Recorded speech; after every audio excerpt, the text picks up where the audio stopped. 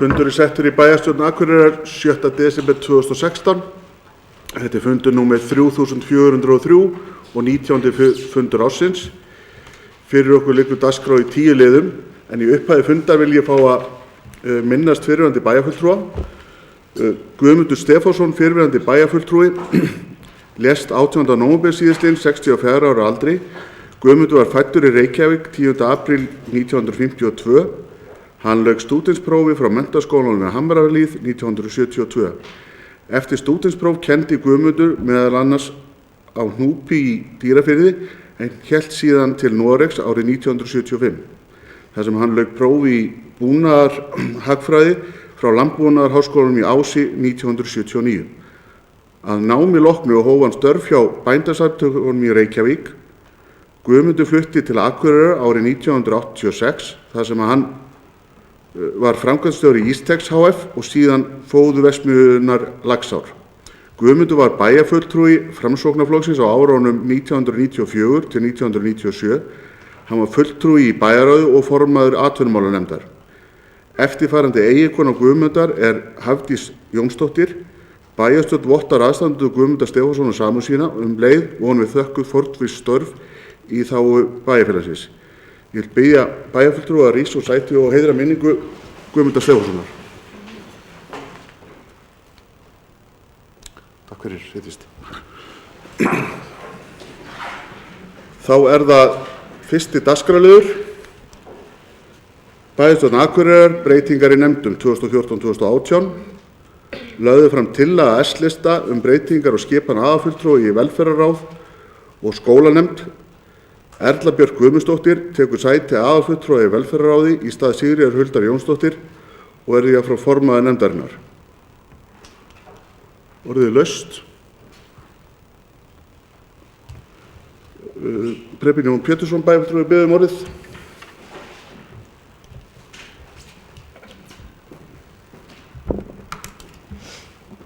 Bæjarfulltrúar, forseti. Mér langar að koma upp og gera grein fyrir atkvæði mínu í þetta og hvort þetta sé svona einhver atkvæðagreiðsla. Nú,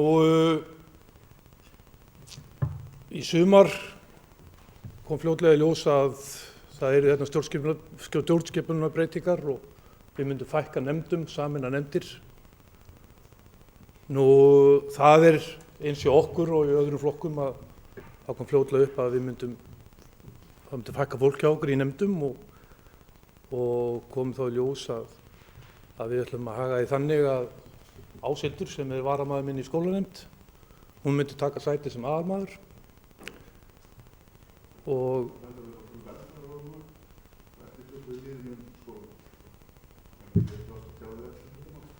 viltu koma upp aftur eftir það? Ég ger ekki átsvönd við það. Takk fyrir ekki breyf aftur.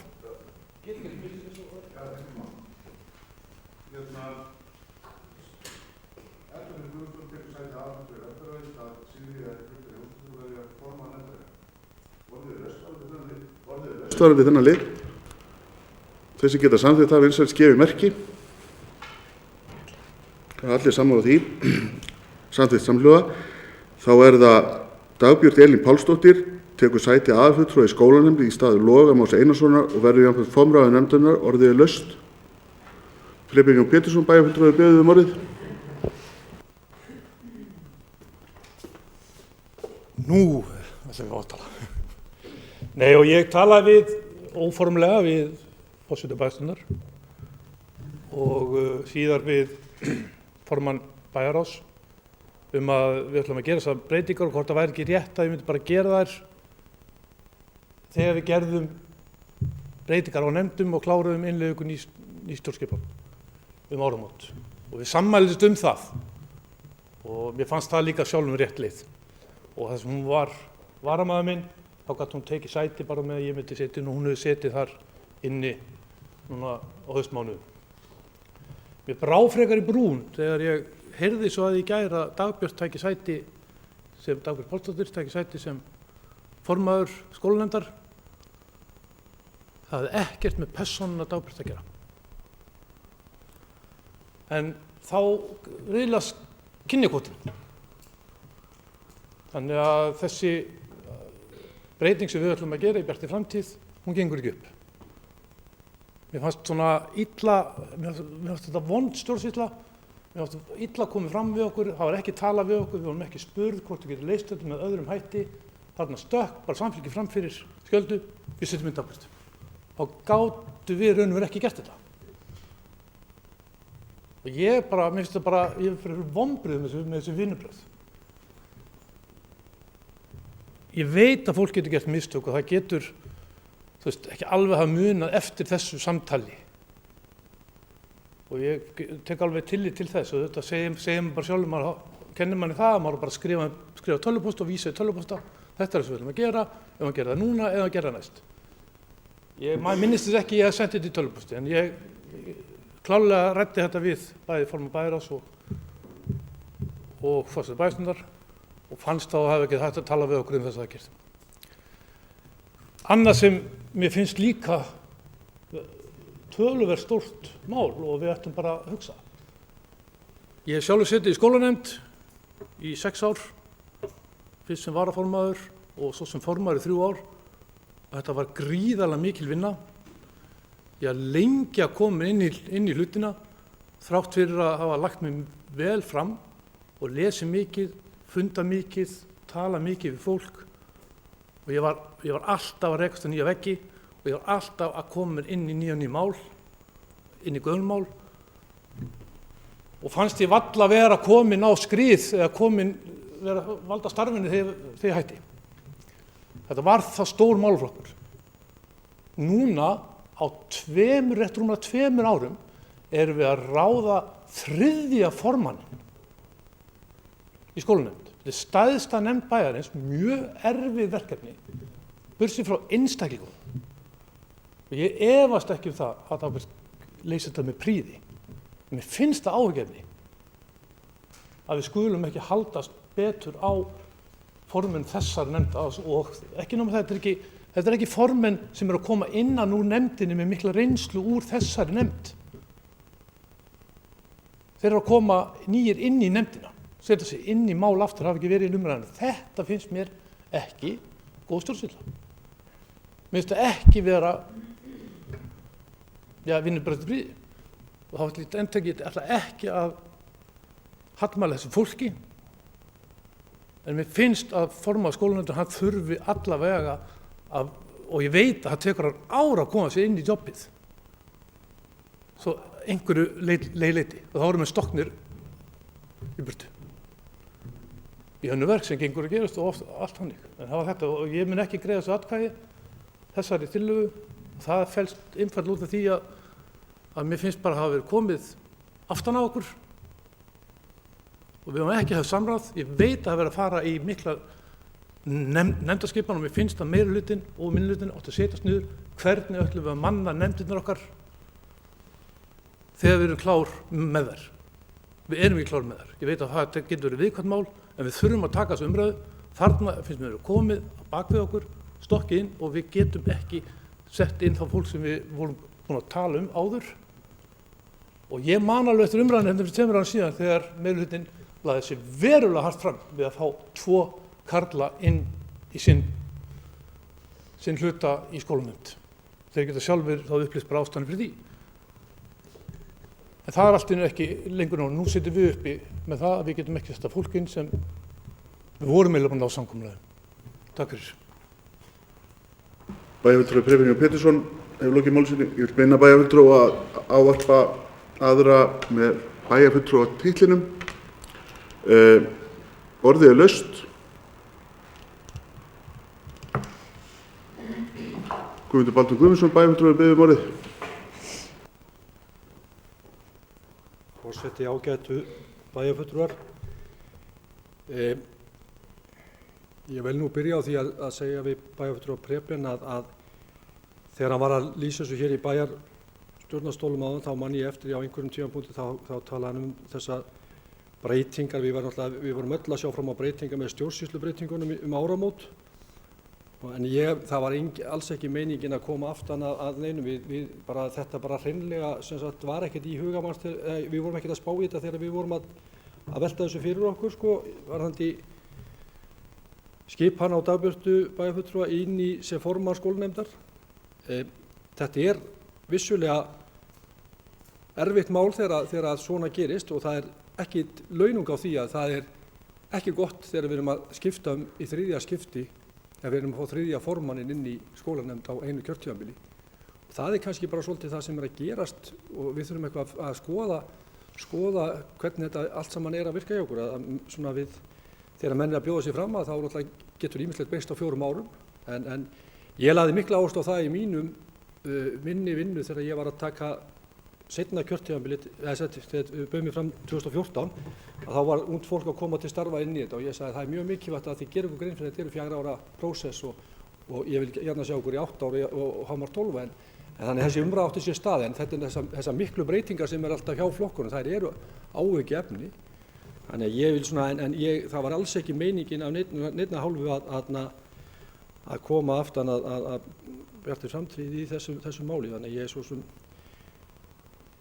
þetta er pínu svona eins og ég segi, þetta kynjahlutfall er skakt þarna og þetta kemur þá sér illa en þetta er því miður eitthvað sem að við búum við og við höfum ekki aðra úrkosti í þessu máli heldur en að skipa Dagbjörtu bæjarfulltrúa sem formann þarna og við treystum henni til þess að starfa. Við trúum því að hún valdi þessu með þeirri nefnd sem er afskaplega vel skipuð í skólanefndin, þannig við trúum því.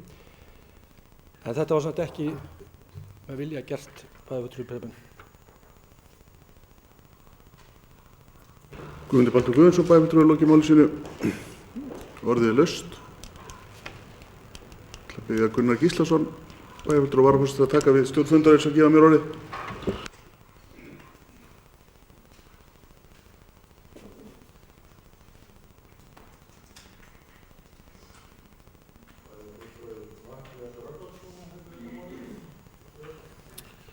Forseti, ágætu bæjarfulltrúar, þetta er oft vandasamt með þessa nefndaskipan og mér þykir mjög miður ef það hefur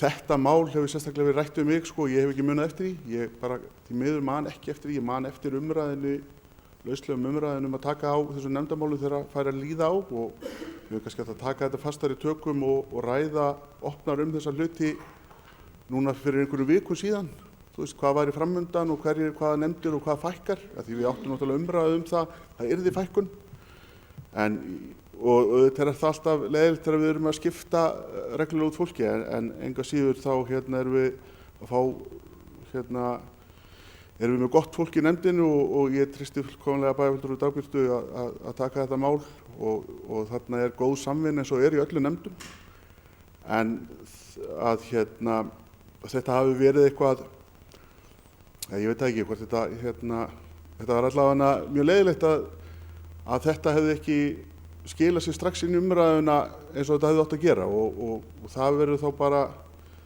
að vera svo eins og nú er, eins og er og svo þurfum við bara að ræða þessi mál í framhaldinu með aðra nefndir og hvernig þetta fer.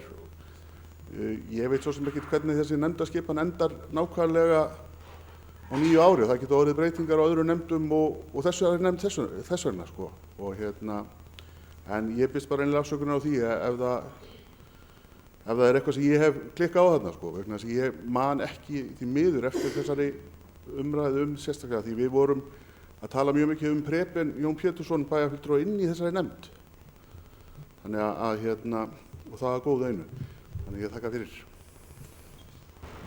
Bæjarfulltrúi Matthías Þorvaldsson hefur lokið máli sínu, tekur nú við stjórn fundarins.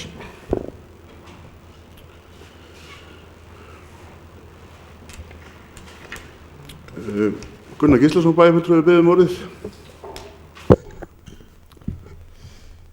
Forseti, ágætu bæjarfulltrúar, ég vil taka það fram líka í upphafi máls míns að ég er ekki að tala Dagbjörtu sem Dagbjörtu, heldur kannski bara formgerðina á þessu öllu saman. Ég hefði nú lagt til í ljósi þess sem að hér hefur komið fram að menn gæfi sér kannski tíma til þess að skoða aðeins málið með tillit til þess að ná einhverju sátt. Það náttúrulega liggur alveg fyrir að það á eftir að taka alla nefndir til endurskoðunar eða skipan í þær og það geta komið upp ýmis mál í því efni eins og gerðist hér upphafi þessu kjörtímabils Það skiptir þá máli að menn geti þá talað saman og náðu sátt. Þannig að ég hefði nú kannski lagt til að þessari afgreiðslu yrði frestað fram til næsta fundar. Takk. Bæjarfulltrúi Gunnar Gíslason hefur lokið máli sinni. Bæjarfulltrúi Dagbjört Pálsdóttir hefur beðið um orðið. Forseti, ágætu bæjarfulltrúar. Mér fannst bara svona í ljósi þessa umræðan nafn mitt hefur komið dálítið hér upp að koma hér upp. Ákvörðunin, allana eins og ég hef komið að henni, enda kom ég inn í bæjarstjórn fyrir rétt rúmum mánuði síðan, að allana Samfylkingin hefur verið með skólanefndina og jú, ég hefði átt að vera, eða á að vera, 3. formaður. Fyrsti flýtur úr bænum og gagnrýnin kom þá yfir ef við værum ekki með bæjarfulltrúa sem formann skólanefndar. Þar kemur Logi inn, svo fyrir Logi á þing og eftir sitjum við samt með að við vildum manna nefndina og svara þeirri ákvörðun að það væri bæjarfulltrúi í nefndinni, sem þá ég eða bæjarfulltrúi Sigríður. Þannig að ákvörðunin var svo að ég tæki við sem formaður skólanefndar og að sjálfsögðu mun ég reyna. Ég skil vel að þetta erfið nefnd og stór nefnd og mörg mál sem þarf að tækla og maður lengi að koma sér inn í mál svona stóra nefndar og ég efast ekki það. En ég vona að ég geti leyst það af bara af þeim heilindum og af því sem ég hef að gefa. Fleira var það ekki. Bæjarfulltrúi Dagbjört Pálsdóttir hefur lokið máli sínu. Næst tekur til máls Preben Jón Pétursson, bæjarfulltrúi.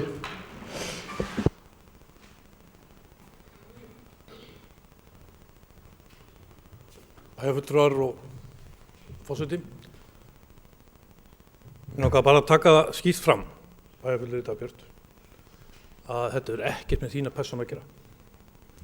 Og við munum, veit ég, í Vesturlandi gera allt sem við getum til þér munum vegna verið í starfi. Og vona það svo sannlega að það gera það, því það bænum til heilla.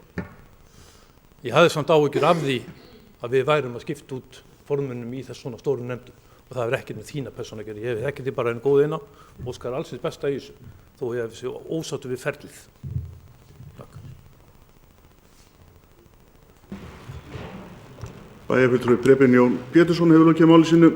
Orðið er laust. Fyrir liggur tillaga frá bæjarfulltrúa Gunnari Gíslasyni að fresta atkvæðagreiðslu þessa máls. Þess að geta stutt það, vinstri gefi merki.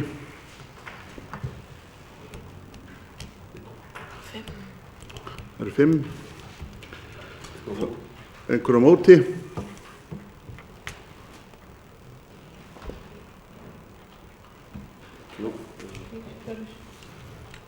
Þá það göngu til atkvæðagreiðslu að Dagbjört Elín Pálsdóttir tekur sæti aðalfulltrúa í skólanefnd í stað Loga Más Einarssonar og verður jafnvel formað fyrirgefið. Það fór 5 studdu það og 4 á móti. Ég myndi gera atkvæðagreiðslu svona bara aftur. Já. Það var seinni hlutann. Þeir sem geta þeir sem eru á móti fyrirgefið merki það. 5.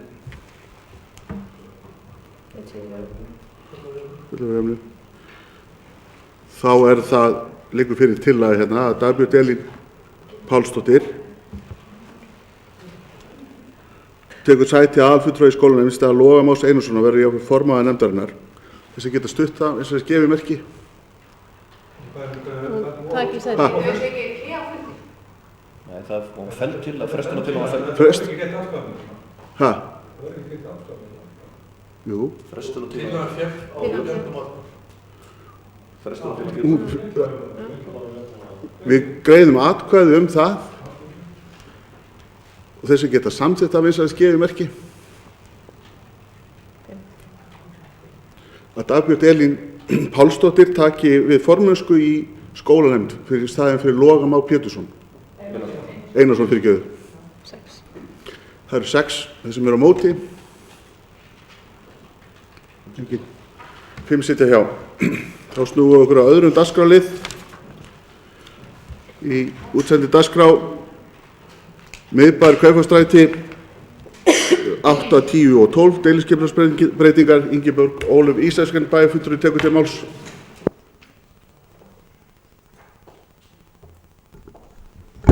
Forseti, ágætu bæjarfulltrúar. Þetta annar liður í fundargerð skipulagsnefndar frá 30. nóvember síðastliðnum.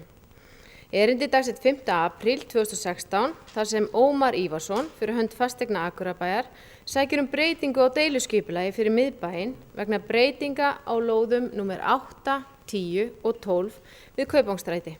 Tillagan unnin af Ómar Ívarssoni hjá landslagi. Skipulagsnefnd samþykkti að senda erindi í grenndarkynningu á fundi 10. ágúst síðastliðinn. Erindi var grenndarkynnt 12. september og var athugasemdafrestur til 10. október 2016. Nokkrar athugasemdir bárust og var þeim svarað af skipulagsnefnd. Skipulagsnefnd leggur til við bæjarstjórn að deiluskipulagstillagan verði samþykkt og skipulagsstjóra falið að annast gildistöku hennar. Takk. Ingibjörg Ólöf Ísaksen bæjarfulltrúi lokið máli sínu, orðið laust. Gunnar Gíslason bæjarfulltrúi beðið orðið.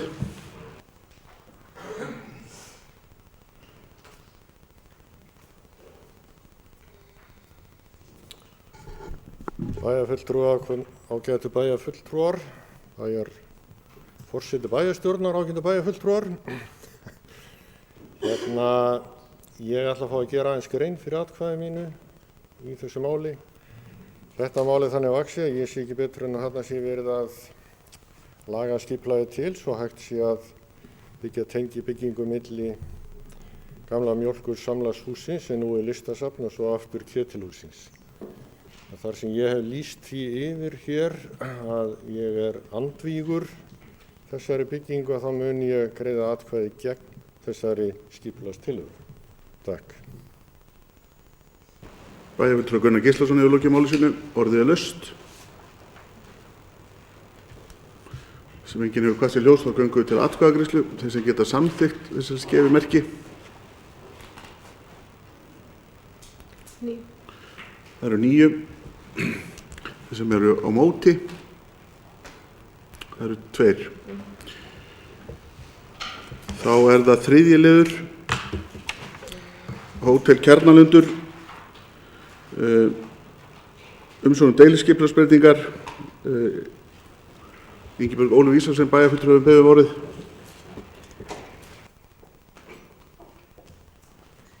Forseti, ágætu bæjarfulltrúar. Þetta 7. liður í fundargerð skipulagsnefndar frá 30. nóvember síðastliðnum. Deiluskipulagsbreyting fyrir Hótel Kjarnalund var auglýst frá 28. september til 9. nóvember 2016. Auglýsingar birtust í lögbirtingablaðinu og dagskráni. Skipulagsgögn var aðgengileg í þjónustuanddyri Ráðhúss Akureyrar og heimasíðu skipulagsdeildar. Engar athugasemdir bárust en 2 umsagnir bárust.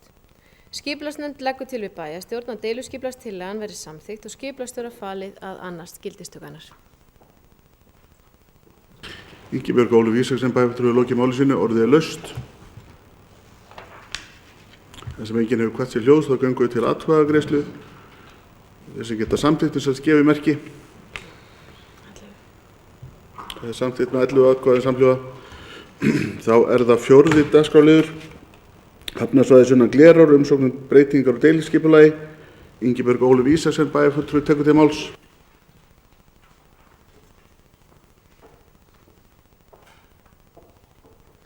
Forseti, ágætu bæjarfulltrúar.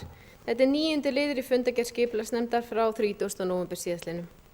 Erindi dagsett 25. apríl 2015 þar sem Pétur Ólafsson fyrir hönd Hafnasamlags Norðurlands sækir breytingar á deiluskipulagi fyrir lóðir nr. 2-4 við Skipatanga á reit nr. 1917. Skipulagsnefnd heimilaði umsækjanda þann 27. október 2016 að leggja fram breytingu á deiluskipulagi. Tillagan dagsett 24. nóvember og unnin af Árna Ólafssyni hjá Teiknistofu arkitekta, Gylfa Guðjónssonar og félaga. Skipulagsnefnd leggur til við bæjarstjórn að tillagan verði auglýst samkvæmt 1. málsgrein 41. grein skipulagslaga nr. 123 frá árinu 2010. Takk. Ingibjörg Ólöf Ísaksen bæjarfulltrúi lokið máli sínu, orðið laust. Þar sem enginn hefur hvað sér ljós, þá göngum við til atkvæðagreiðslu. Þeir sem geta samþykkt þess að gefi merki. Það er samþykkt samhljóða með 11 atkvæðum. Það er að 5. dagskrárliður, álagning gjalda, útsvar 2017. Guðmundur Baldur Guðmundsson, bæjarfulltrúi, tekur til máls. Forseti ágætu bæjarfulltrúar, hér til lögð fram tillaga útsvarsprósentu sem samþykkt var í bæjarráði 1. desember 2016 og hljóða þá leið að bæjarráð samþykkti hámarks útsvarsprósentu 14,52% fyrir árið 2017 og vísaði tillögunni hingað til afgreiðslu í bæjarstjórn og þetta er lagt fram hér til staðfestingar og samþykktar. Takk fyrir. Guðmundur Baldvin Guðmundsson, bæjarfulltrúi, hefur lokið máli sínu, orðið er laust. Þar sem enginn hefur kastað ljós þá göngum við til atkvæðagreiðslu. Þess að geta samþykkt uns að gefi merki. Það er samþykkt samhljóða með 11 atkvæðum. Þá er það 7. dagskrárliður, fjárhagsáætlun Akureyrarbæjar 2016 til 2019 viðauki. Guðmundur Baldur Guðmundsson, bæjarfulltrúi, tekur til máls. Forseti ágætu bæjarfulltrúar, hér er lagður fram viðauki sem samþykktur var 1. desember 2016, viðauki nr. 4 árinu 2016. Hér að ræða viðauka vegna launa og kjarasamningshækkana sem orðið hafa á árinu og samtalsfjárhæðin er 404.970.000. Viðaukanum er mætt með breytingu á handbæru fé og er hér lagður fram til staðfestingar í bæjarstjórn en bæjarráð samþykkti framlaga viðauka og vísa honum hingað til staðfestingar á fundinum 1. desember. Takk fyrir. Guðmundur Baldur Guðmundsson, bæjarfulltrúi, hefur lokið máli sínu, orðið er laust. Þess að enginn hefur kastað ljós þá göngum við til atkvæðagreiðslu þess að geta samþykkt uns að gefi merki. Það er samþykkt samhljóða með 11 atkvæðum. Það er 7. liður, kjararáð úrskurður þingfararkaup. Guðmundur Baldur Guðmundsson, bæjarfulltrúi, tekur til máls.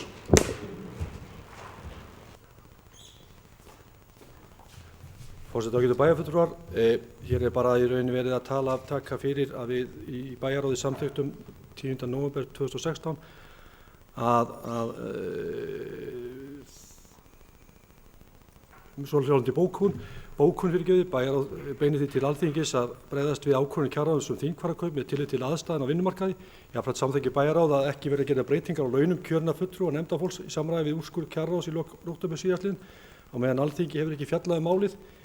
Það var bara tekin, þetta er bara lagt hér fram til staðfestingar þessi bókun sem var samþykkt í bæjarráði, þannig að þetta sé bara komið hér formlega fyrir í bæjarstjórn. Þannig að hér er bara lagt bókun er bara lagt hér fram til staðfestingar. Takk. Guðmundur Baldur Guðmundsson, bæjarfulltrúi, hefur lokið máli sínu, orðið er laust. Þar sem enginn hefur kastað ljós þá göngum við til atkvæðagreiðslu þess að geta samþykkt uns að gefi merki. Það er samþykkt samhljóða með 11 atkvæðum. Þá er það 8. liður, samstarf og sameining sveitarfélaga. Bæjarfulltrúi Gunnar Gíslason, D-lista óskar eftir umræðu samstarf og sameiningu sveitarfélaga.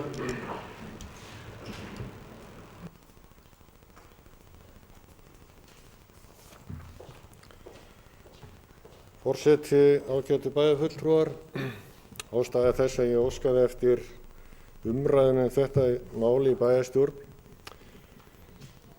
er kannski sú að þetta kom aðeins til tals á aðalfundi Eyþings núna fyrir skömmu. Það kviknuðu svona ákveðnar hugleiðingar í sambandi við það hvernig við höfum samstarfi sveitarfélaga hérna á Norðurlandi eystra, svona yfir höfuð. Þar kom líka fram umræða það hvort að það væri komin ástæða til þess að koma upp 3. stjórnsýslustiginu og þar fram við götum. Þetta er nefnilega dálítið stórt mál í sjálfu sér, vegna þess að það skiptir mjög miklu máli hvernig við högum okkar samstarfi eða hvernig við högum okkar bara starfi innan sveitarfélags í heildina. Það skiptir máli hvernig við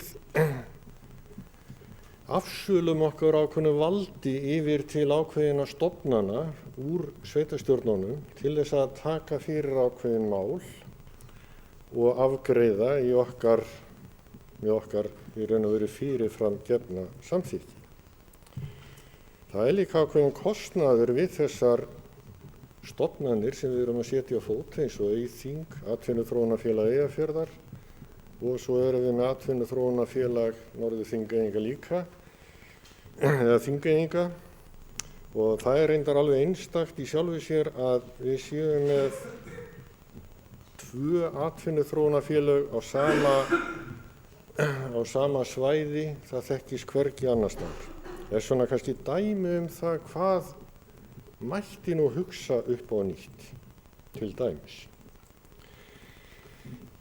Síðan erum við með fleiri stofnanir, eins og Markaðsskrifstofu Norðurlands sem tekur yfir bæði Norðausturland og Norðvesturland, og þarna skarast þættir því að Markaðsskrifstofa Norðurlands er að vinna með til dæmis millilandaflugið og kemur inn á ferðaþjónustu sem vonlegt enda ferðaþjónustu aðilar þar ríkjandi, en þá eru Eyþing og atvinnuþróunarfélögin einnig að fjalla þessu mál. Og maður svona veltir fyrir sig skilvirkninni í þessu öllu saman. Það er nefnilega þannig að ef maður skoðar aðeins þróunina hérna á Norðurlandi eystra, þá voru hérna í kringum 1990 30 sveitafélög á Norðurlandi eystra.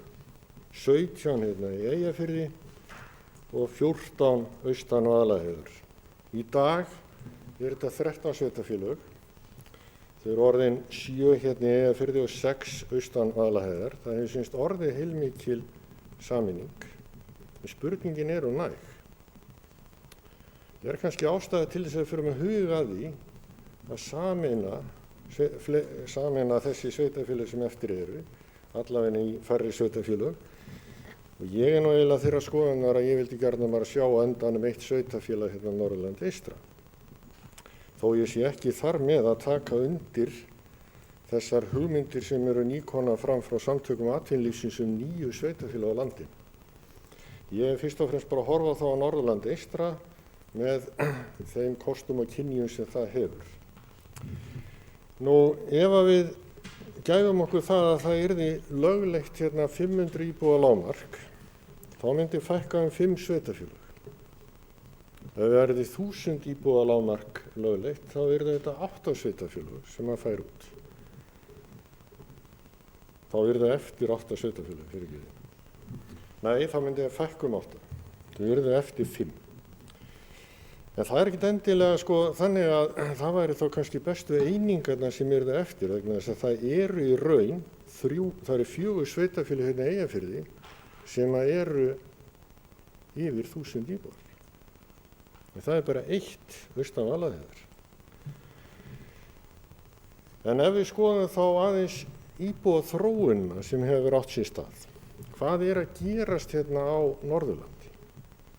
Ef við skoðum heildarfjölgun á Norðurlandi eystra, þá hefur fjölgað á síðustu 6 árum, þar að segja síðan 2010, 355 íbúa. Þetta er 1,2% fjölgun, töluvert undir landsmeðaltali.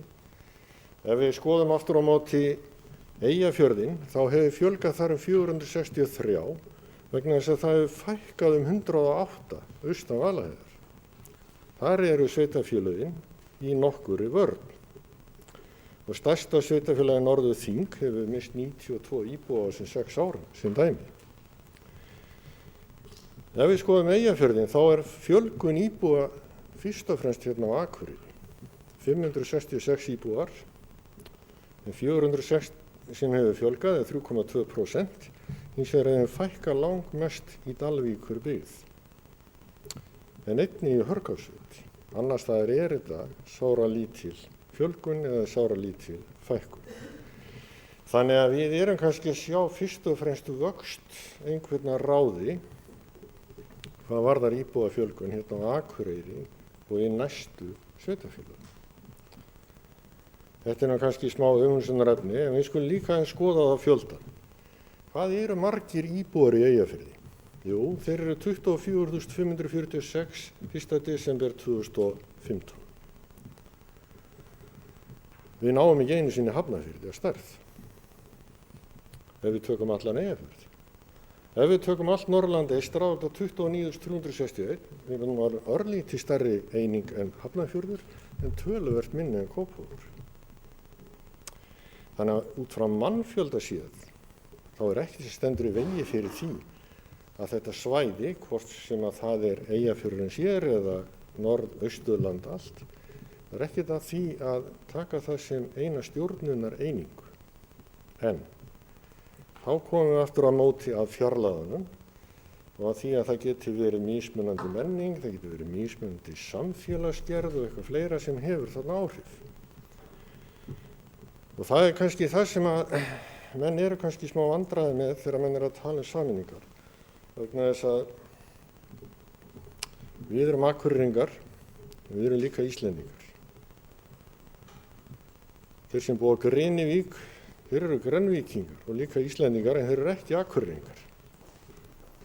Og þar vandast málið að einhverju leyti. Og þeir sem búa í sveitunum hérna í kring, eins og Eyjafjarðarsveit, þeir eru Eyfirðingar hugsanlega en þeir eru ekki Akureyringar. Við erum komin kannski þarna inn á ákveðið tilfinningasvið það hvar við merkjum okkur og hvernig við horfum á okkur sjálf sem hluta af einhverju mengi. Ég sagði til dæmis við einhvern daginn sem að sagði við mig þegar vorum að ræða þessi samningumál úr Grýtubakka hreppi við sameinist ykkur aldreikunni hérna inn á Akureyri. Það er allt í lagi, sagði ég. En þá bara sameinist við ykkur og heitum þá bara Grýtubakka hreppur. Það skiptir mig engu máli. Vegna þess að ég horfi bara á þetta með öðrum hætti heldur en þeim að fara að merkja mig inn á eitthvað svæði. Því ég held að sé nefnilega töluverði hagsmunir fólgnir í þessu. Málið er nefnilega það að ég held að með auknu samstarfi og ef við förum að auka það enn frekar þá erum við í æ ríkari mæli að afsala okkur ákveðnu valdi frá sveitarstjórninni yfir til einhverju óskilgreindra aðila eða skilgreindra sem ekki hafa verið kjörnir beinni kosningu á íbúðum til þess að takast á við þau mál sem þar tekist á við.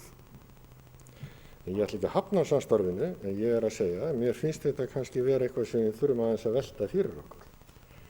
Ég tekið sem dæmi að það var ráðstefna hér í fyrra vor, frekar en í haust, sem fjallaði meðal annars samstarf sveitarfélaga í Háskólanum á Akureyri. Þar kom til dæmis fram að á Suðurlandi, Árnessýslunni gömlu, að þar mikið að byggðasamlögum, menn eru þar í miklu samstarfi í gegnum byggðasamlög. Í kjölfar þeirrar ráðstefnu kom fram tillaga frá einu sveitarfélaginu það að fara í sameiningaviðræður einmitt til þess að komast út úr þessu formi sem ekki reynist nógu skilvirkt.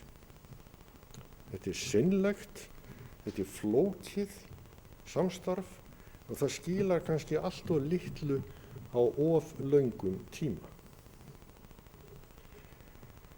Það er líka annað sem að hefur náttúrulega stórkostlega áhrif á stöðu sveitarfélagana og samskipti ríkis og sveitarfélaga. Nú geta menn deilt það hvort að menn vilji yfir höfuð taka yfir fleiri verkefni frá ríkinu. Menn að vera dálítið brenndir á því að taka yfir verkefni frá ríkinu og þess að fá með þeim nægjanlegt fjármagn. Kannski getum við nú hort aðeins í eigin barm þar líka að hafa látið plata okkur aðeins, það geti verið, hugsanlegt. En við erum samt þeirra skoðunar að menn vilji hafa þjónustuna nær íbúunum frekar en fjær. Það getur verið gott á vissu leyti en kannski slæmt á öðru. Það hefur sýnt sig að þar sem sveitarfélag hafa tekið við þjónustu, þar verður mikil vöxtur. Vegna þess að sveitarstjórnirnar eru það nálægt fólki að það er erfitt að standa gegn kröfum aukna þjónustu. Þetta er til dæmis eitt af því sem hefur reynst mörgum erfitt. Málið er hins vegar það að ég held að hluti af vandanum sem ég sá að við erum kannski of mörg að setja of mikinn pening, of mikið fjármagn í stjórnsýsluna á móts við það að vera með þá í þjónustu. Ég tók nú bara svona ganni saman upplýsingar úr Árborg sveitarfélagi sameiginlega kostnað sveitarfélaga þar sem að fyrst og fremst stjórnsýslukostnaður en Að vísu vantar eins og hjá Akureyri til dæmis laun æðstu embættismanna í málaflokkum, þannig að þau ættu þá að vera þarna inn einhverju leyti líka. En þegar maður skoðar þennan lið innan út af fyrir sig, þá liggja þarna 1,5 milljarður í þessum kostnaði hjá sveitarfélögum á Norðurlandi eystra. Það er 1 milljarður rúmur hérna bara í Eyjafirði. Þetta er 7,4% af öllum tekjum þessara sveitarfélaga. Og maður veltir því fyrir sér, væri kannski möguleiki ef að hér væri færri sveitarfélög og við næðum betri skilvirkni út úr stjórnsýslunni sem slíkri. Værum við þá bara með jafnvel öflugri þjónustu í staðinn? Það er nefnilega ekkert sem að bendi til annars en að þar sem sveitarfélög hafa sameinast, þar hefur verið sjálfur sér heildarrekstrakostnaður sveitarfélagin ekki lækkað, en hann hefur breyst í samsetningu þannig að það er yfirleitt orðin meira fjármagn í þjónustu en minna í stjórnsýslu. Nú getur þetta hugsanlega þá eins og margir hafa bent á með fækkun prestkalla, það er verið að sýslumanna og fleiri það sé verið að færa störfin sem að eru þó allavega launuð einhver ráði þá út. En verðum við þá ekki bara að bregðast við því með því að skipuleggja okkur þá með öðrum hætti? Við erum þá, ef við erum að auka þjónustu, sennilega að fá háskólamennta fólk í þokkalega launaðar stöður vonandi inn í kerfið og móti. Þetta geti kallað á breytingar vissulega. Þetta er eitthvað sem við þurfum að hugað. Það er líka annað sem að hefur komið í ljós og ég held að sé nú einn liðurinn í þessum hugmyndum samtaka atvinnulífsins, það er að jöfnunarsjóður verður lögður af ef að sveitarfélögin verða nýju. Það er náttúrulega bara fyrra. Því að þú leggur ekki jöfnunarsjóðan af vegna þess að ef þú ætlar að halda við búsetu í landinu þá þarftu að horfa til þess að það er bara misdýrt að búa í landinu, það er misdýrt að reka þjónustu, sérstaklega þar sem að langt er á milli aðila. Ef við tökum sem dæmi bara jöfnunarsjóðin hérna á Norðurlandi eystra á síðasta ári, þá voru framlögu jöfnunarsjóði til sveitarfélagana hérna 5,1 milljarður, eða 24,8% af heildartekjunum. Þetta er töluverð upphæð og við erum að tala það að þessi fjármunir þeir fara ekki út úr kerfinu, þeir þurfa að vera með einhverjum hætti inn í kerfinu, hvernig svo sem tekjuskiptingi verður, en við gætum hugsanlega nýtt þessa fjármuni betur en við gerum nú. Þetta er nefnilega töluvert mál og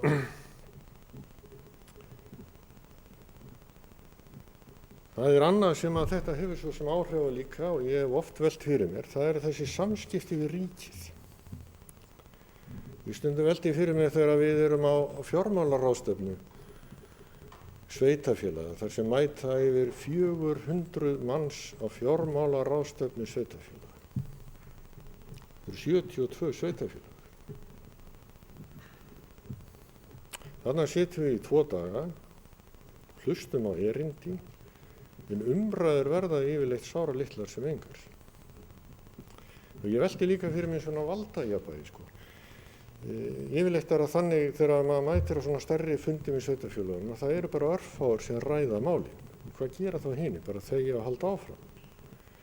En kannski er það akkurat stærri einingarnar sem að koma upp, fulltrúa þeirra og ræða málin og hafa ákveðin áhrif á það hvernig hlutinni ganga fyrir sig, eða þá hitt að minni sveitarfélögin og landsbyggðarsveitarfélögin eru bara áhrif að lausa miklu leyti vegna þess hvað eru mörg og sundruð.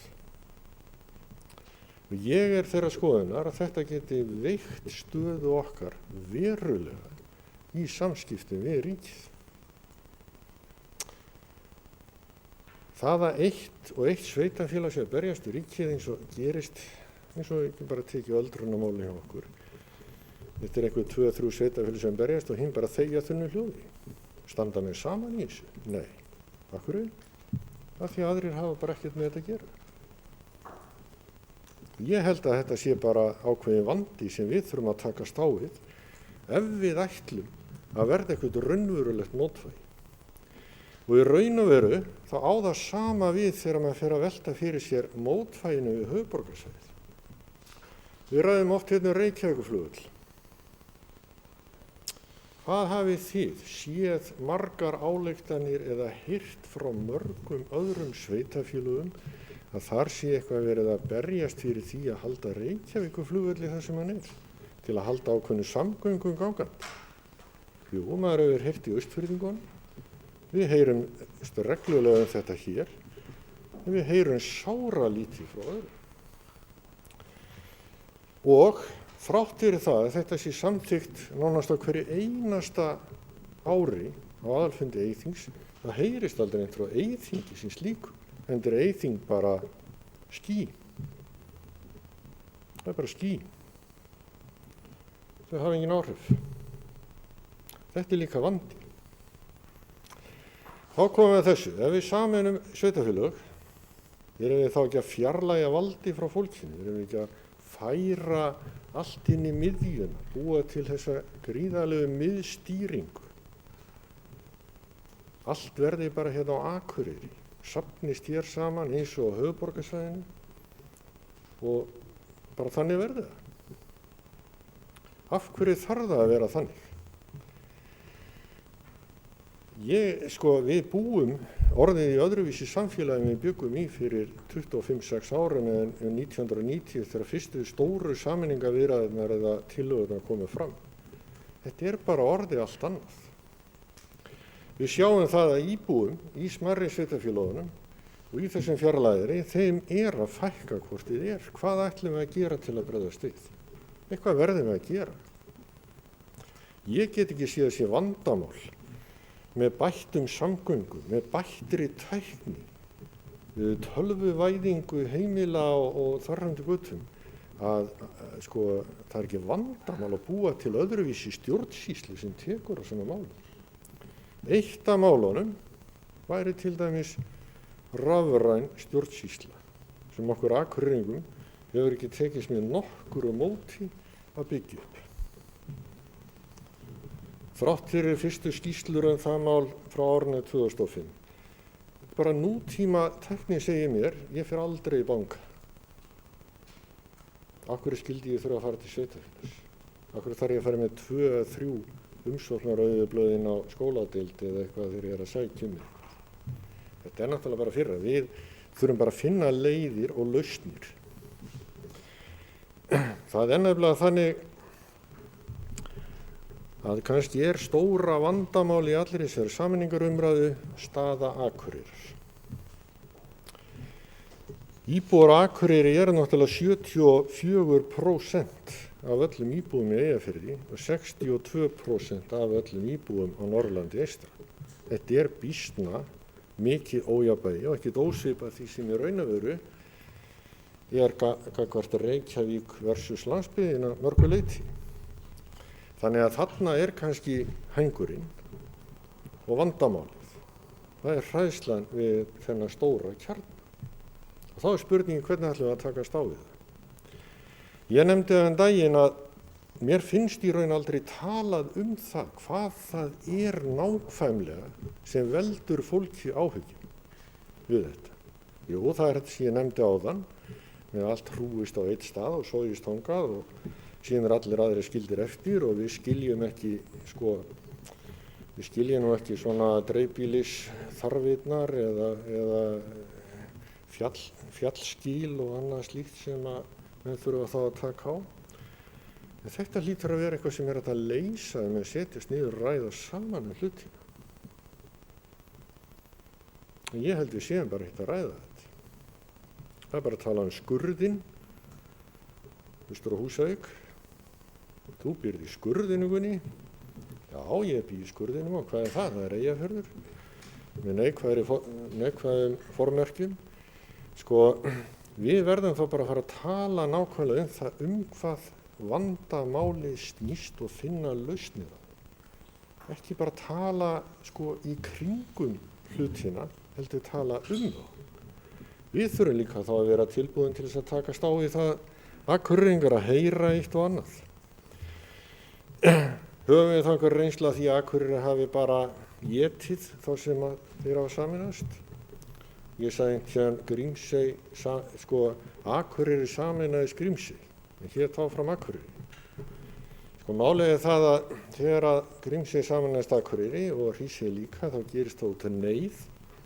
Það hefur að vísu fækkað fólki þar síðan, en hvernig væri staðan ef við hefum ekki samanast? Þegar við komum inn í Grímsey þá var aukið við þjónustu. Það var aukin þjónusta. Þegar við komum inn í Hrísey þá var aukin þjónusta. Það byggt þar íþróttahús, lögu sundlög, það hefur verið gert eitt og annað til þess að bæta líf fólks þar. Það hefur verið að halda út í skólastarfi þarna fyrir tiltölulega fámenna hóp. Ég er ekkert endilega viss um það að ef að sveitarfélögin þarna væru ennþá jafn lítil og þau voru að þau geti haldið út skólastarfi þarna. En í stóra samhenginu þá er þetta ekki dýrt fyrir stóra sveitarfélagið Akureyri og það er þetta að halda þessu úti. Mönnum svelgist aldrei á þegar menn tala kostnaðinn í skólahald á þessum stöðum hér. En ég hef allavega ekki heyrt það. Þannig að ég er nú þeirra skoðunar að sú togstreita sem verður oft til með þessum sveitarfélögum, þessari skipan sveitarfélaga sem er hérna í dag, hún er oft til vansa. Skýrasta dæmið það er náttúrulega blessað línustæðið svo við getum flutt raforku inn á svæðið. Þetta er náttúrulega, sko, þetta kemur niður á öllum. Það er alveg sama hver á í hlut, þetta kemur niður á öllum. Það er gott að geta unnið saman og gott að geta unnið vel saman, en þarna lendum við á alvarlegum þröskuldum sem að ég held að sé sko mjög mikilvægt að við náum einhvern veginn út. Þannig að ég tel alveg innboðið, og ég held að sé bara óhjákvæmileg þróun, hvort sem ykkur líkar það betur eða verð, að við eigum eftir að sjá frekari fækkun sveitarfélaga á þessu svæði, og ég er alveg sannfærður um það að við stöndum sterkar á eftir ef við fyrir rétt í þetta. Þannig ég myndi nú leggja til að menn hefðu nú dálítið vaðið fyrir neðan sig og gerði þetta markvisst með ákveðin markmið í huga og færu í þetta svona á málefnalegum grundvelli og færu að undirbúa þetta, hvort sem henni tekst að gera eitthvað í þessum málum á næstu 10 árum eða 20, það veit ég ekkert um. En ég held að sé miklu verra að sitja og bíða eftir því að einhver segi þetta skal vera svona eða hinsegin. Við skulum taka verkið í okkar hendur og reyna að vinna þetta sjálf. Þá getum við spurt, hefur Akureyri einhvern ávinning af því að vera að sameinast einhverjum öðrum? Já, segi ég.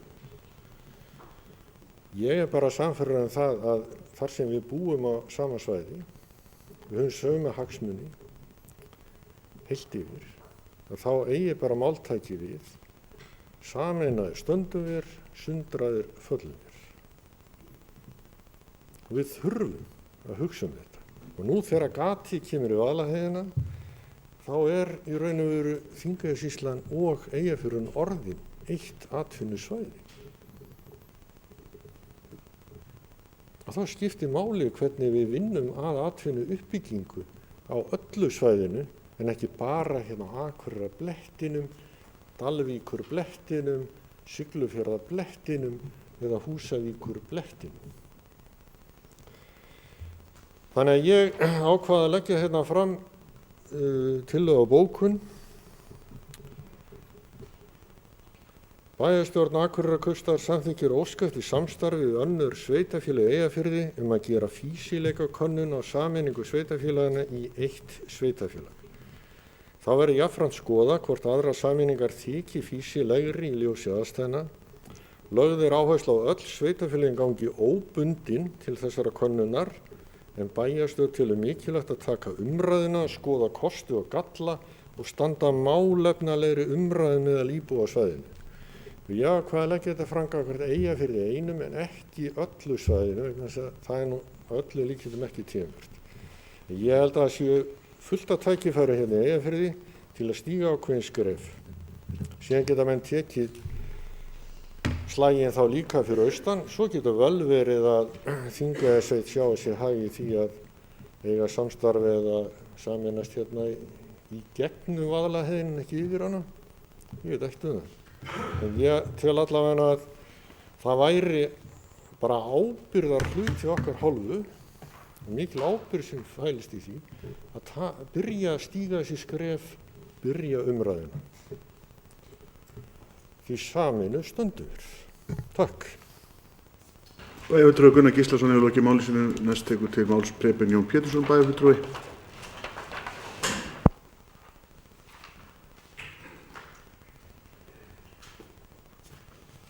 Bæjarfulltrúar, forseti. Ég vil þakka bæjarfulltrúa Gunnar Gísla fyrir að biðja þetta mál inn. Ég held við ræðum þetta mál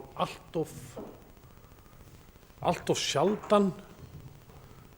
Þó við ræðum þetta kannski á kaffistofunum, þá tökum við aldrei kannski formlega umræðu þetta. Ég man eftir þegar ég var krakki, bjó austur á Vopnafirði og við varum bara að keyra til Egilsstaða. Það var útskýrt fyrir mér að Fellabær væri annað sveitafélag. Ég sem svona unglingur og krakki, mér fannst þetta einhvern veginn svo fáránlegt. Mér fannst svo augljóst að þetta fólk hlyti að vera sama fólkið og njóta sömu aðstöðu og búa saman.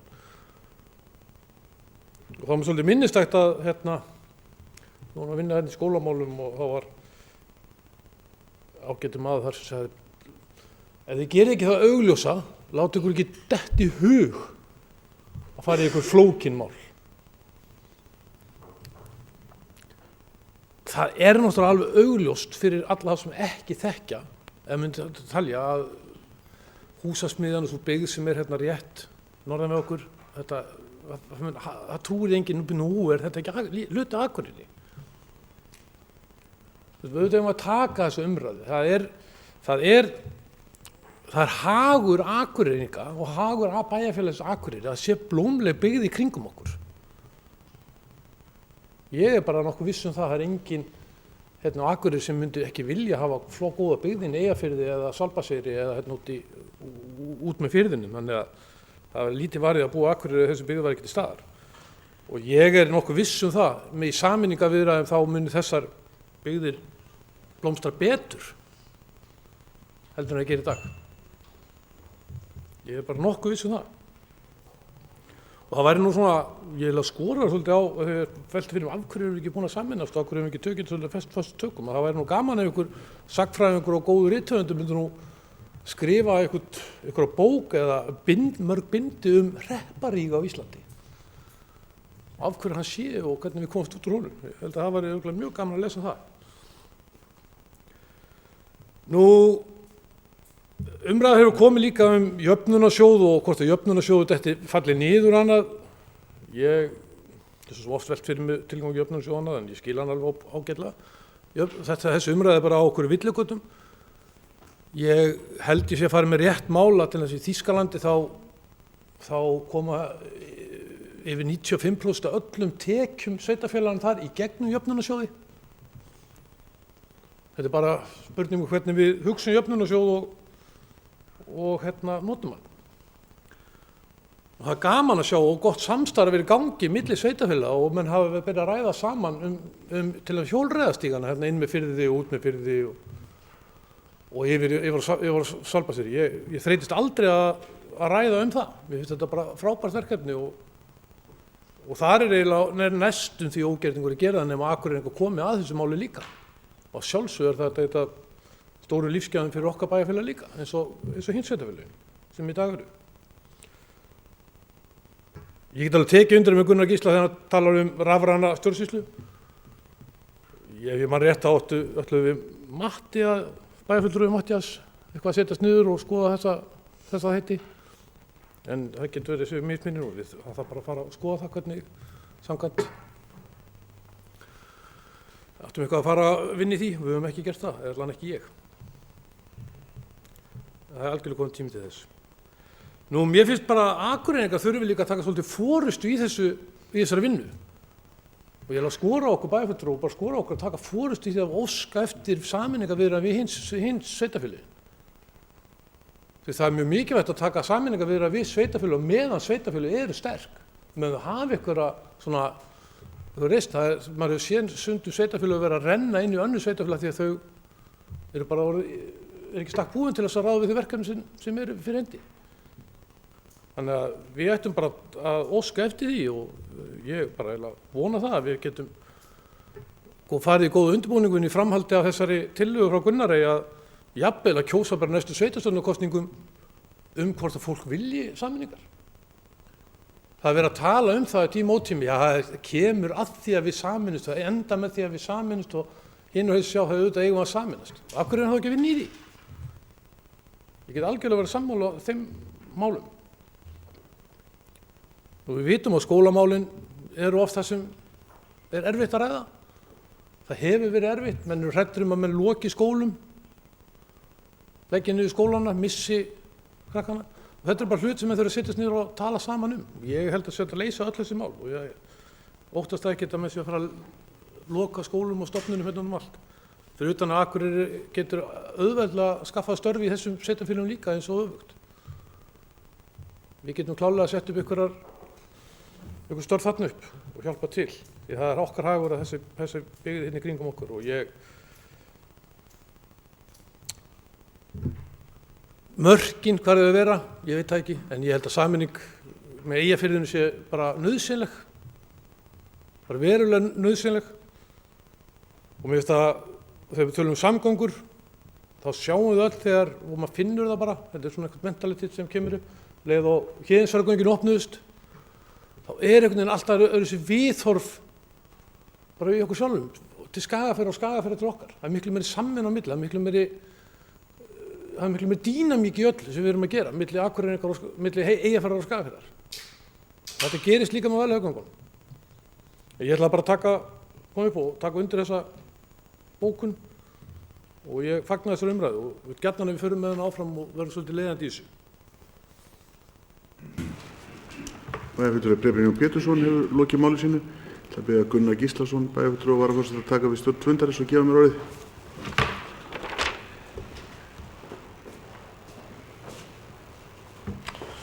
Bæjarfulltrúi Matthías Rögnvaldsson hefur beðið orðið. Forseti og getur bæjarfulltrúar. Ég þakka kærlega fyrir góða umræðu og þakka kærlega fyrir það að já, einmitt að við förum að taka svolítið, að ræða þetta svolítið alvöru með þessi mál. Það er við ræðum þetta oft kringum Eyþing, kringum AFE, kringum allt þetta samstarf sem er og þegar ég sá þessa tillögu frá samtökum atvinnulífsins þá náttúrulega hugsaði með mér, já vonandi kemst einhver umræða í gangi kringum þetta. Þó maður sé ekki að segja að sú tillaga sem er þar sé sem að eiga að vera ofan á.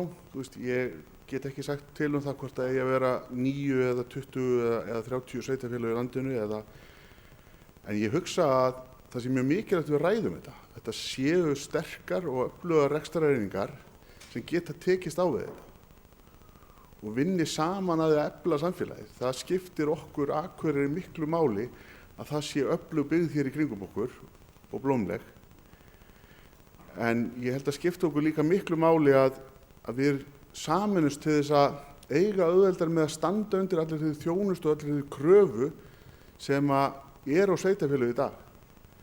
Þetta er mikill kostnaður að vera önnur höfuðborg landsins, höfuðborg landsbyggðarinnar og við erum að sinna margs konar þjónustu sem er ekki í öðru sveitarfélögum og þau sveitarfélög sækja þessa þjónustu hingað sem er bara gott en ég held að sé enn betra að við vinnum þetta saman og bæjarfulltrúi Gunnar Gíslason benti á alls konar hagræðingu sem er tvímælalaust í þessu vegna þess að við erum að tala það að það hlýtur að kosta töluverða peninga að halda úti 74 sveitarstjórnum eða bæjarstjórnum og öllu því sem er þar, allir svo samleið sem er þar í þessu sveitarfélögum, hvort sem það eru launafulltrúar skipulagsnefndir eða skipulagsfulltrúar og allir þessi stjórnunarspann sem í sveitarfélögum. Þannig að, en ég veit ekki hvort að ég sé svona, ég tek alveg heilsögur undir það sem við komum fram bæði hjá Gunnari Gísla og bæjarfulltrúa Gunnar Gíslasyni og bæjarfulltrúa Preben Pétursyni, að það sem við komum fram hjá þeim báðum og mér finnst, ég hef samt áhyggjur af því að þetta gerist ekki nema með lögum. En ég held að það sé samt mikilvægt eins og önnur sveitarfélög á landinu, það er umræður annars staðar, þar sem fólk er að kanna fýsileika, kanna möguleika á þessu, taka þetta upp á annað plan, vera ekki, alltaf að tala um þetta sem skynsamlegt og gera svo ekkert meira í því. Vegna þess að það eru skýrslur sem hafa verið teknar fyrir bæjarstjórn Akureyrar, með leyfi forseta, minni mig 2004 og 2007, 22. maí 2007, og þar erum við alltaf að tala um fýsileikan, kanna innviðina, finna samstarfið og svo gerist eitthvað lítið, vegna þess að það kemur svo í ljós að fólk er tilbúið að skoða þetta eftir 10 ár eða 20 ár og það er þá kannski komið tíma á það núna, ef einhver hefur sagt það fyrir 10 árum að hann verið tilbúin að skoða þetta, það er þá 2017, að við þurfum að skoða þetta núna og ég tek líka undir það sem bæjarfulltrúi Preben Pétursson sagði, gerum þetta ekki þegar einhver liggur niðri, gerum þetta núna, við erum öll að takast á í mikla uppbyggingu, finnum leiðir til þess að vinna nánar saman vegna þess að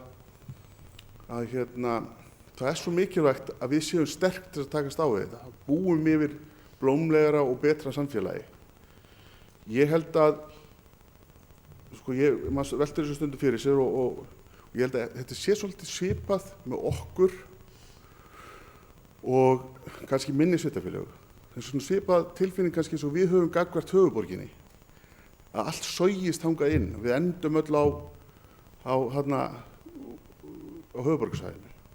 Vegna þess að það er ekki verið að styðja við byggðirnar. Það er ekki, ég held samt að það séu svolítið ýktar áhyggjur vegna þess að við höfum mjög öfluga ferðaþjónustu út á landi. Við höfum öflugan sjávarútveg.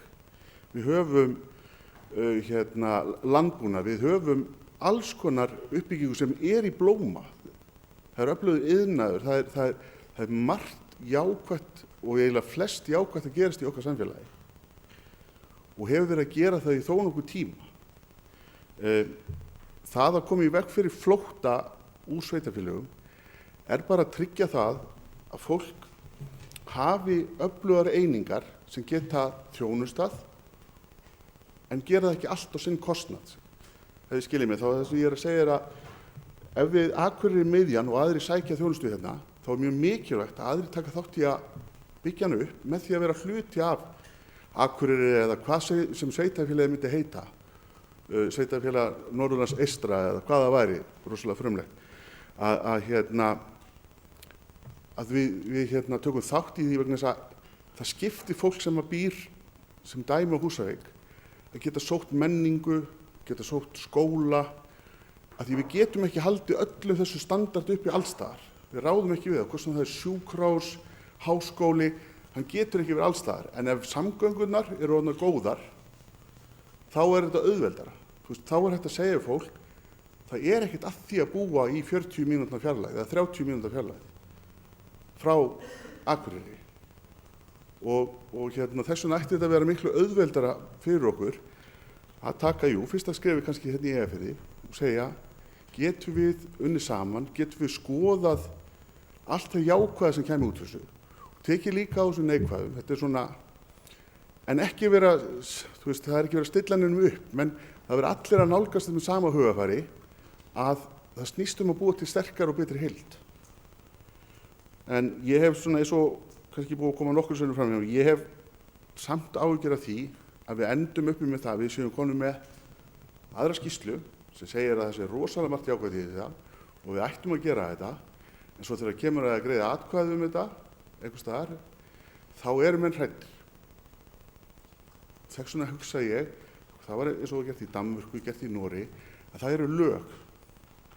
En ég er sammála Gunnari Gíslasyni bæjarfulltrúa og mér skildist að Preben Pétursson væri líka sammála um það, auðvitað eigum við að fara á stað og ræða þetta, ekki kannski að bíða eftir því að hið háa alþingi segir það séu lágmark 1000 manns eða það séu lágmark 8000 eða lágmark 5000 eða hvað það er. En við getum byrjað og kannski eins og við mörgu aðri að verk eru til alls fyrst. Við þurfum að byrja einhvers staðar og þess vegna get ég að tekið heilsugar undir þessa bókun sem að bæjarfulltrúi Gunnar Gíslason lagði hérna fram. Takk fyrir. Bæjarfulltrúi Matthías Ragnarsson hefur lokið mál sínu og tekur nú við stjórn fundarins.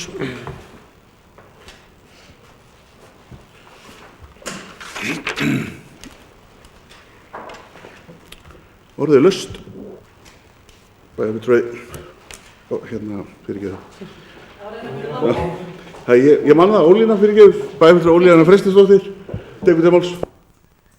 Háttvirtu bæjarfulltrúar, þetta er mikilvæg umræða og mér var svona heitt í hamsi og auðvitað er skynsamlegt að horfa til meira samstarfs og þakka bæjarfulltrúi Gunnari fyrir að koma með þetta inn á fundinn og fleiri verkefni krefjast þess að við séum í samstarfi og liggjast ýmis þung mál vera á stærri sveitarfélög en þau minni og svo önnur mál á þau minni og þá getum við sem erum í þessu stærri sveitarfélögum ekki kvartað og það er allt í lagi að henda svolítið gaman að þessu að það sé við sem að munum éta þessi smarri sveitarfélög en hins vegar áttum við okkur ekki á eða ættum við að vera að tala um hérna grundvallar atriði sem eru að það eru auðvitað búið að skera á lífæð þessara minni sveitarfélaga með til dæmis sjávarútveginum og við erum að eyða ansi miklum peningum til að halda upp þessari krónu, þessari lands og þegar við erum að tala um mikilvægi eins og lífsgæði að við þurfum ekki sem búum hér að fara kannski yfir 2 erfiða fjallvegi til þess að heimsækja veika ættingja og það er það sem þessi minni byggðarlög búa við og í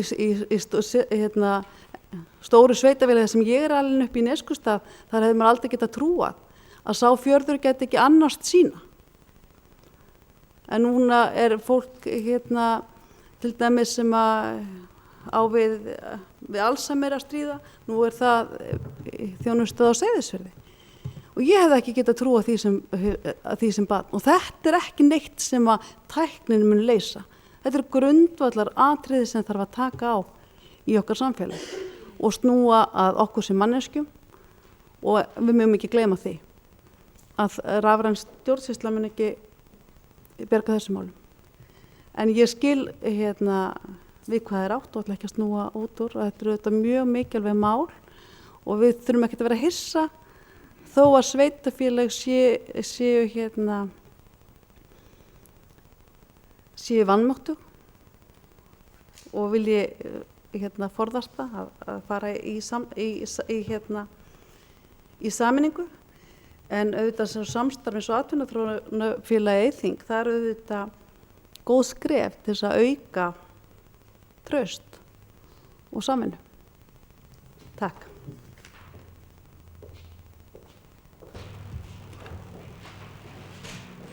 Bæjarfulltrúi Ólína Freystisdóttir hefur lokið máli sínu, orðið er laust. Bæjarfulltrúi Sigurjón Jóhannesson biður um orðið.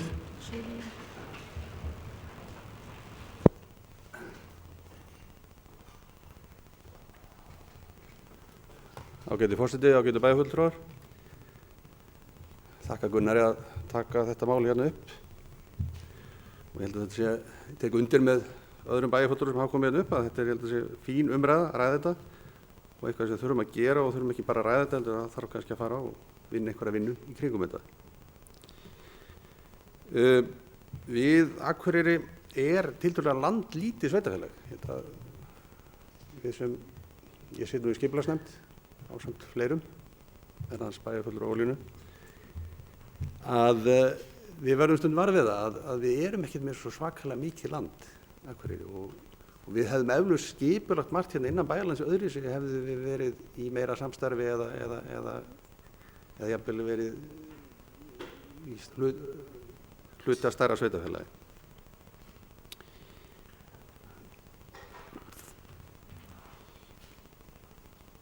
En það eru ýmsir kostir við þetta, en það eru auðvitað einhverjir gallar líka. Og þetta kannski kemur svolítið fram núna og þetta svolítið umræða í samfélaginu sem kemur upp varðandi þessar hugmyndir með göngustígana og hjólastígana.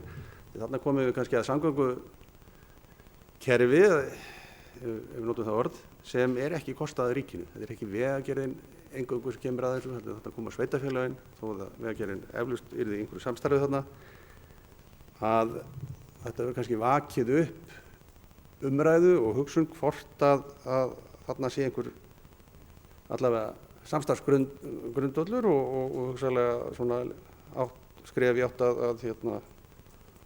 ég er ekki að segja að þetta sé mál til þess að sameinast en þetta þegar við erum komin út í svona mál þá erum við komin frá því að segja ríkið sér þetta eins og við með önnur flest veitukerfi og slíkt og þjóðvegakerfi en við höfum þarna sameiginlega hagsmuni og það auðvitað svo sem eins með ýmsa veitur og okkar veitufyrirtæki hér sem við eigum ásamt reyndar öðrum sveitarfélögum, Norðurorku, að þjónusta hér í kringum okkur, ekki eingöngu innan sveitarfélagsins. Og sjálfur sér ekki heldur innan alla íbúi okkar sveitarfélagi, það því að íbúi Grímseyjar og Hríseyjar, þeir fá þjónustu líka hjá Rarik, sem dæmi.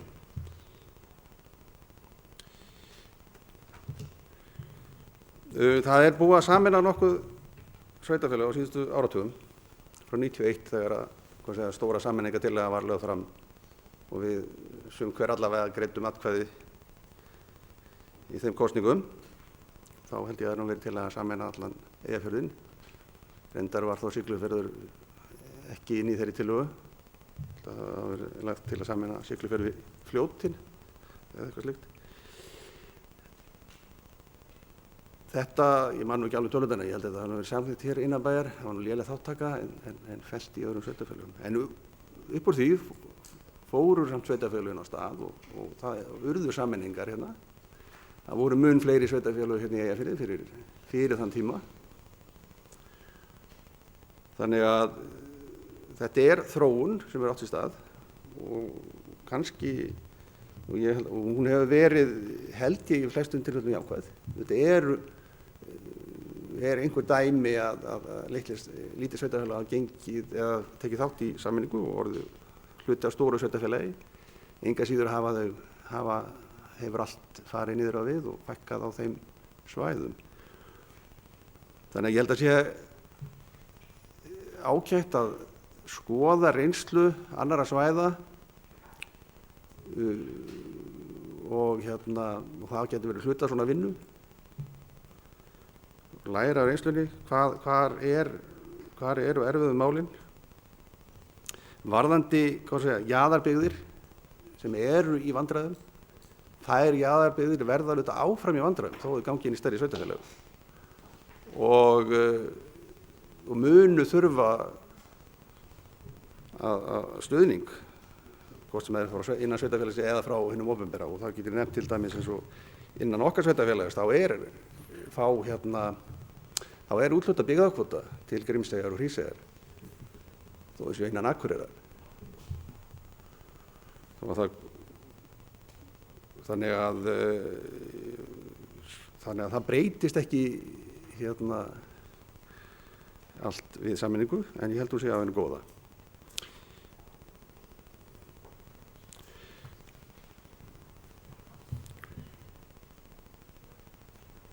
Varðandi samgöngunum, ég held að það sé nefnilega lykilatriði eins og bæjarfulltrúar hafa komið inn á og ég held að samgöngur eru miklu meira heldur bara fyrir okkur til að komast þær eru í sjálfu sér bara heilbrigðismál, þær eru fræðslumál, að við getum komist í þessa þjónustu sem við þurfum. Og það gleymist oft í umræðinu á landsvísu það verið að stilla þessu saman, uppbyggingu innviða í samgöngumálum eða uppbyggingu í heilbrigðiskerfinu. Samgöngumál eru klárlega á mörgum stöðum bara beintengt heilbrigðismálum.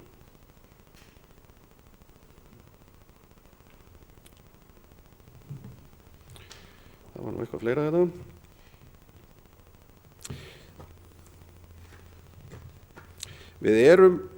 Þetta svona líka spurning að sveitarfélagin taki kannski og eigi frumkvæðið, fara á stað, frekar heldur að komi valdboð frá stjórnvöldum. Við sjáum það á mörgum svæðum að varnarlína byggðanna er alltaf að færast nær stærri þéttbýlisstöðunum og ég held að við þurfum ekki að líta lengra en bara í Norður-Þingeyjarsýslu að við sjáum hvernig þróunin er og hefur verið og þannig að ég held að sé klárlega að sveitarfélagin eigi að skoða þetta á fulli alvöru. Síðan má þetta alltaf gera, það má alltaf deila hvað er heppileg stærð, hvort það eigi að vera miðað við íbúafjölda, einhver gárungurinn sagði að ætti nú miðað við ferkílómetra frekar, þetta verður lágmarks stærð á sveitarfélögum í landi, en það er reyndar annar önnur, það kemur svolítið skrítið, kemur svolítið önnur niðurstóttur því. Ég líst vel á þessa tillögu Gunnars, eða þessa bókun og legg til að við samþykkjum hana hér á eftir. Takk fyrir. Bæjarfulltrúi Sigurjón Jóhannesson hefur lokið máli sínu. Næst tekur til máls Sóli Björk Stefánsdóttir, bæjarfulltrúi.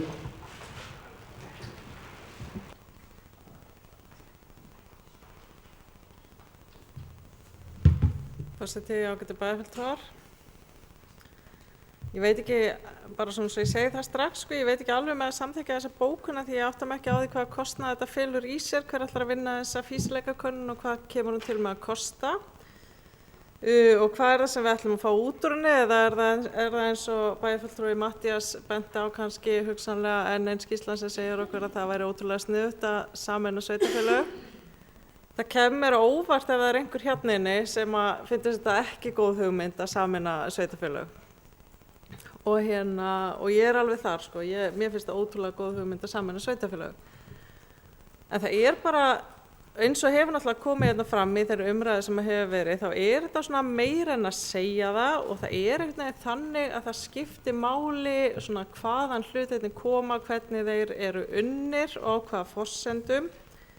Persónulega er ég ekki hlynnt lögþvinguðum sameiningum. Ég bara skil ekki af hverju það ætti að vera lausnin, af hverju lausnin á því að fólk vilji ekki eitthvað að skipa því að gera það. Það er bara í mínum huga er það bara aldrei besta leiðin.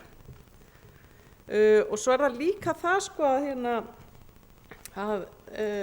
eins og ég sagði við erum örugglega flest eða hugsanlega flestir sitjum hérna jákvæð fyrir sameiningum og höfum örugglega skoðanir á málunum og það allt saman. Ég er samt bara ekki sannfærð að það séu við sem eigum að leiða einhverja sameiningaviðræður því eins og hefur komið fram hérna í dag að þá er það þetta með að sameinast einhverju sem er stærri, sem er bara pínu ógnandi fyrir sveitarfélög og við höfum hérna hefur líka verið talað svona hvernig kannski við lítum á höfuðborgina og ég held einhvern veginn að það sé bara ekkert endilega best að við draugum hennar vagn í þessari umræðu. Ég held að væri betra að minni sveitarfélögin svona gerði það upp við sig hvernig þau sjá þetta. Síðan er það þetta með og það hefur svona óljóst verið komið inn á það hérna en það eru þetta kannski svona grunnurinn að þessari umræðu hérna, það er svona að það er dýrt að vera svona þjónustu sveitarfélag. Við erum með mjög góða velferðarþjónustu, við erum verið mjög stolt af því að vera með góða velferðarþjónustu. Því fylgir að hingað sækir fólk sem þarf velferðarþjónustu og velferðarþjónusta er dýr. Þannig að dæmið er þannig og yfirleitt er æviferillinn og tekjuferillinn þannig að fólk á miðjum aldri við góða heilsu hefur hæstar tekjur, greiðir þar af leiðandi mest útsvar og svo fara tekjurnar yfirleitt minnkandi með aldrinum og heilsan dvínar og við þurfum meiri þjónustu sem að kostar þá sveitarfélagið pening. Þannig að í svona skipulagi bara eins og við erum með hérna á landinu þar sem eru þessi þjónustu kjarnar, þar er það bara, þetta er bara skipulagið. Og ég held ekkert endilega að lausnin við þessu, göllunum á þessu skipulagi sé að lögþvinga sameiningar. Ég bara held ekki að það sé rétta svarið. Mér finnst miklu nær að skipuleggja samfélagið eins og til dæmis við höfum nú talað að því að þessi ótrúlega tilviljun sem olli því að oddviti sjálfstæðismanna nefndi flugvallamálið að þá höfum við stundum í því tilefni talað hlutverk höfuðborgarinnar og þær skyldur og þau réttindi sem fylgja því að vera höfuðborg. Og mér finnst það sama og þetta held ég að við þurfum bara að skipuleggja eða þyrftum helst að skipuleggja fyrir landi, það að segja hver eru skyldur og hver eru réttindi þjónustu miðstöðva á borð við Akureyri. Ég held að væri bara vænlegar að hugsa lausnina á þessum vanda sem er velferðarþjónusta og nærþjónusta aðeins út frá þessu og og það er allavega þannig sem ég myndi persónulega nálgast þetta og án þess að ég hafi nokkuð á móti því að fýsileika könnun sé gerð þá veit ég ekkert endilega hvort ég til í að borga fyrir hana fyrir eftir hvað hún kostar en það er bara það sem ég að segja að ég er algjörlega sammála vel flestu því sem hefur sagt að sameiningar væru af hinu góða þó ég bara tek það aftur fram hjartanlega ósammála því að lögþvingaðar sameiningar séu af hinu góða svo bent á að við erum ekki einu sinni búin að græja rafræna stjórnsýslu þannig alveg lágmarki að við græjum það og við ætlum að fara í að vera einhvern veginn nota tæknina til þess að ég ætla að segja kofvera þjónustu þekja stærra landsvæði að það alls konar hlutir sem að við getum alveg undirbúið og mér finnst það nefnilega að við sem stórt þjónustu sveitarfélag eigum að gera okkur pínu tilbúin til þess að segja, ef einhver vill sameinast okkur þá erum við til og okkur ber kannski einhvern veginn siðferðisleg skylda til þess sem stóra þjónustu sveitarfélagið í landshlutanum en mér finnst ekkert endilega við, og mér finnst það bara einhvern veginn, bara ekki alveg við hæfi eða ekki við hæfi, þetta er kannski heldur velilegt en ég myndi bara segja frumkvæðið það væri betra frumkvæðið því að þú svo sjáum við eins og var ekki farið í atkvæðagreiðslur sameiningar og þá það held ég mjög oft það er minna sveitarfélagið sem óttast meira sameiningun og kannski líklegra til að neita henni og þannig að það við finnum ekkert mikið fyrir því kannski hvort að við erum 18.000 eða 90.000 eða 18.200 eða 18.500 þannig að þetta er ekki einhvern veginn stóra máli fyrir okkur en fyrir einhvern annan sem er spurningu hvort að sveitarfélagið 300 eða 18.300 skiptir einhvern veginn meira máli og þá finnst mér bara að þar eru forsendurnar. Ég vona að ég átti ykkur á því hvað ég er að tala og ég sé bara ekki tilgangi með því að fara í svona fýsileika könnun nema hún sé 5 minútur. Takk.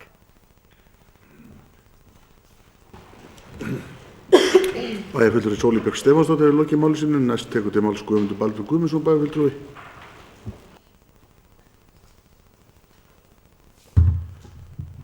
Forseti, ágætu bæjarfulltrúar. Kannski á vel við í dag að orður til alls fyrst og umræða hér í bæjarstjórnum þetta mál er afskaplega þörf. Það er einu sinni þannig að þetta hefur verið eilífðarmál og menn hafa tekist á þetta eða rætt þetta á mörgum vettvöngum. Það hefur ekkert verið sérlega oft tekin umræða þetta hér í bæjarstjórn. En hins vegar er þetta mikilvæg umræða. Sérstaklega ljósi þess að sveitarfélög alltaf að verða, eins og hefur komið hér fram, veikari til þess að standa undir þeirri þjónustu sem að þeim ber að standa undir. Og það er áhyggjuefni. Við þurfum í raun að fara að hugsa þetta upp á nýtt og við þurfum kannski að taka orð bæjarfulltrúa Gunnar sem endaði málinu sitt á einhvern þann hátt að við værum stæðum sterkari saman. Ég man nú ekki orðrétt, skrifaði ekki hjá mér en sameinaði stöndum við sterkari. Ég held að það sé alveg ljóst. Hins vegar er ég pínlítið það sem að bæjarfulltrúi Sóley Björk að ég velti því fyrir mér hvernig svona áskorun frá okkur Akureyrarbæ kemur við hinn minni sveitarfélög þegar við tölum að fara í fýsileikakönnun. Ég velti því fyrir mér hvort að þetta getur svona kannski valdið því að þeir séu svona rísi upp og segja hér Akureyrarbær ætlar að fara í þessa yfirtöku eins og oft hefur verið í þessar umræðu sem við hefum átt þegar við förum að tölum sameiningar. Þannig ég svona pínulítið óttast það, en hins vegar ekki, ég held samt sem ára að þetta sé ágætt til þess að vekja athygli á umræðinni og koma einhver á stað. Það var nú á aðalfundi Eyþings nýverið sem að ákveðið var að kanna kost og galla þess að sameina Eyþing og Atvinnuþróunarfélagin 2, Atvinnuþróunarfélag Eyjafjarðar og síðan í Þingeyjarsýslum. Menn muna kannski það að í þeirri atkvæðagreiðslu þeir bæjarfulltrúar sem voru þar á svæðinu að það var ekki einhugur þá tillögu, sem segir manni það að það er viss andstaða við því að fara í svona sameiningar. En það þarf nefnilega að það þarf bara að undirbúa þetta, og ég nefnilega þessum fannst mér í rauninni góð tillaga að það væri skoðaði kostir og gallar. Og það er kannski líka akkurat það sem tillaga bæjarfulltrúar Gunnars gengur út af, skoða kosti og galla, gera fýsileika könnun. Þannig að við sjáum svona hvernig þetta virkar fyrir okkur sem eina heild. Það getur vel verið að út úr þeirri könnun komi allt annað það heldur en að við kannski reiknum með því upphafið, að við eigum kannski ekki yfir 1 sveitarfélag, heldur 3 sveitarfélag eða hvernig sem það er. Það er ekkert endilega víst að þetta verði 1 sveitarfélag út úr þeirri könnun. Það getur komið í ljós. Mér hefur fundist samt sem áður frá því ég byrjaði að taka þátt í sveitarstjórnarmálum, þá hefur mér fundist mikilvægt að menn ræddu sameiningar sveitarfélaga, og ég man eftir því fyrir 2-3 árum síðan þá vorum við á landsfundi sveitarfélaga í Kópavogi og þar komu nú margir upp, óvenju margir bæjarfulltrúar Gunnar, umfram það sem oft gerist á þessum þingum eins og þú vitnaðir í að stundum sitja menn og það eru bara þeir sem eru hjá stóru sveitarfélögum sem koma og tjá sig. En þarna voru ansi margir búin að tjá sig og flestir voru á þeirri skoðun að það þyrfti að koma til lögþvingun til þess að menn svona færi í þetta, vegna þess að sveitarstjórnarmenn sem starfa í sveitarstjórnarmálum, þeir finna kannski glöggt að þetta er erfitt viðureignar og þeir kalla kannski eftir því að komi valdabóð ofan. Síðan kom ráðherra í pontu og sagði að það kæmi ekki til mála á meðan hún innanríkisráðherra, á meðan hún var í ríkisstjórn að fara að lögþvinga þetta. Þannig að hún drap heila þessa umræðu. Ég var nýverið á fundi erlendis þar sem að akkúrat var að vera að ræða. Ég var fund með norðmönnum á sveitarstjórnarstiginu sem formaður Eyþings og þar var akkúrat verið að ræða hvernig þeir eru að standa að sameiningum. Þar í rauninni nokkurs konar lögþvingun með þeim hætti að það er dregið úr greiðslum jöfnunarsjóðs til ákveðna sveitarfélaga eftir að þau uppfylli ekki ákveðin skilyrði, að þá smátt og smátt skorið niður framlög til sveitarfélaga frá jöfnunarsjóði, þannig að menn sjá hag sinn í því að sameinast. Mér minnir að sveitarfélög Noregi séu 430, ef ég man rétt, en það reiknar með því að þessi sameining muni gera það verkum að þau muni fækka um 50, eða þessi þvingun núna. Það er að segja að 75 sveitarfélög sameinist í 25. Þannig er verið að fækkun sem er bara þvingu niður. Þetta var alveg skert í Danmörku, það var lögþvinga með stærðartakmörkunum og ég held að þetta sé bara svolítið þannig að við náum ekkert að koma þessu áfram nema við fáum einhvers staðar valdboð ofan það að það verði að hreinlega gerast. Vegna þess að það er bara, sveitarfélög eru bara ekki að standa undir þessum rekstri eins og staðan er í dag. Það er vöxtur í allri þjónustu, það er ljóst og það er aukið rekstrakostnaður á sveitarfélögum. Það er hluta til að því að það er verið að færa verkefni frá ríkinu til sveitarfélaga og það er rétt sem að kom fram hjá bæjarfulltrúa Gunnar hjá það, en það vill það oft verða þannig að það verði aukinn vöxtur í þjónustunni og það er kannski eðlilegt að því að þetta stendur okkur nær. Og stundum ég myndi telja að það væri bara af hinu góða, en þá kom enn og aftur af því sem er skipting tekna milli ríkis og sveitarfélaga. Það er eitthvað sem við þurfum að taka umræðu Bæjarfulltrúi Gunnar lagði fram fyrir bæjarfulltrúa hér fyrir þennan fund ágætis töflu þar sem við skoðuðum tekjur á íbúa. Og það til dæmis er svolítið merkilegt hversu lágar tekjur Akureyringar eru á með á íbúa með við þessi sveitarfélög sem þarna eru til samanburðar.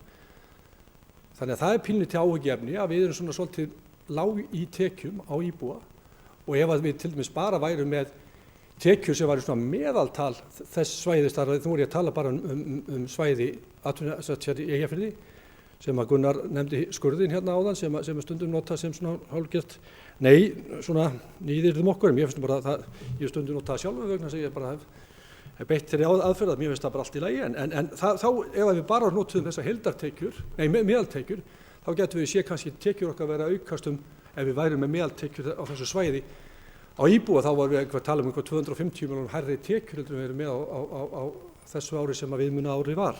Þannig að það pínlítið áhyggjuefni svona kannski hvernig það og það bara helgast kannski líka því að við erum kannski með í þessu samfélag okkar öðruvísi samsetningu, bæði yngra fólk í sumum tilfellum, svo erum við líka með fólk sem er að sækja hingað í þá öflugu þjónustu sem við erum að veita hér á Akureyri. Þannig að þetta svolítið sem að við þurfum að skoða og pæla í. En það líka annað sem að mér finnst líka mikilvægt í allir þessu umræðu, það þáttaka okkar eða í rauninni okkar höfuðborg, það er að segja við erum í hálfgerð höfuðborg.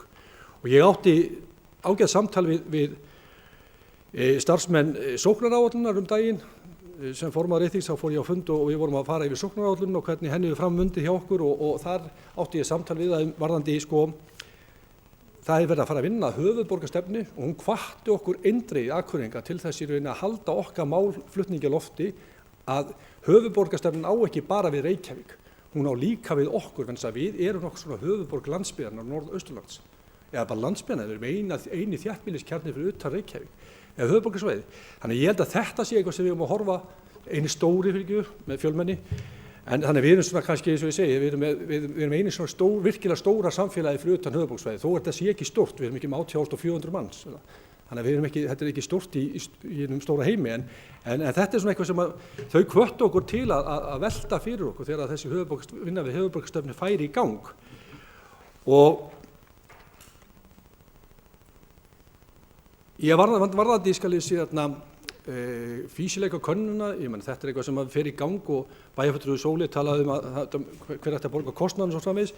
Það er eitthvað sem er náttúrulega seinni tíma mál en hins vegar held ég og minni mig að jöfnunarsjóður eða einhvers staðar eru tekjur til að þetta er hægt að sækja styrki þegar menn ætla sér að fara í sameiningar eða skoða möguleika á sameiningum, að þá er hægt að ef ég man rétt, en ég ætla ekki að fara að fullyrða það, en mér minnir að það sé til. Þannig að við erum svona, ég bara áðin ég lík máli minni, ég pínlítið svona á skoðunni Sóleyjar að ég veit ekki hvernig þetta fer í nágranna sveitafélaginu okkar hér í Eyjafirði, en ég er samt á því að þetta sé ágætt tillaga til þess að koma málun á stað og eins og ég byrjaði málum þetta á, orðinu til alls fyrst. Takk fyrir. Bæjarfulltrúi Guðmundur Baldur Guðmundsson hefur lokið máli sínu, næst tekur til máls Gunnar Gíslason bæjarfulltrúi.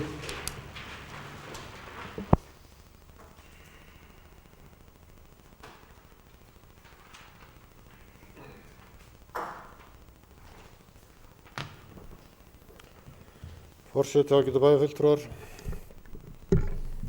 takk fyrir fínar umræður. Oddviti Vinstri grænna spurði á hann hvort að við værum ekki alveg örugglega með henni, skildum ekki hvað var að fara og ég verið að segja nei. Ég skildi ekki neitt. Bókstaflega ekki neitt. Málið er náttúrulega það að hér erum við fyrst og fremst að tala um það að óska eftir samstarfi. Við erum ekki að gera neitt annað. Við erum að biðla til sveitarfélagana þetta, við erum að sýna hver frumkvæði vissulega af því að reyna að hafa áhrif til þess að koma veg fyrir lögþvingun. Ef við tökum ekki frumkvæði, hver á þá að gera? Spyr ég.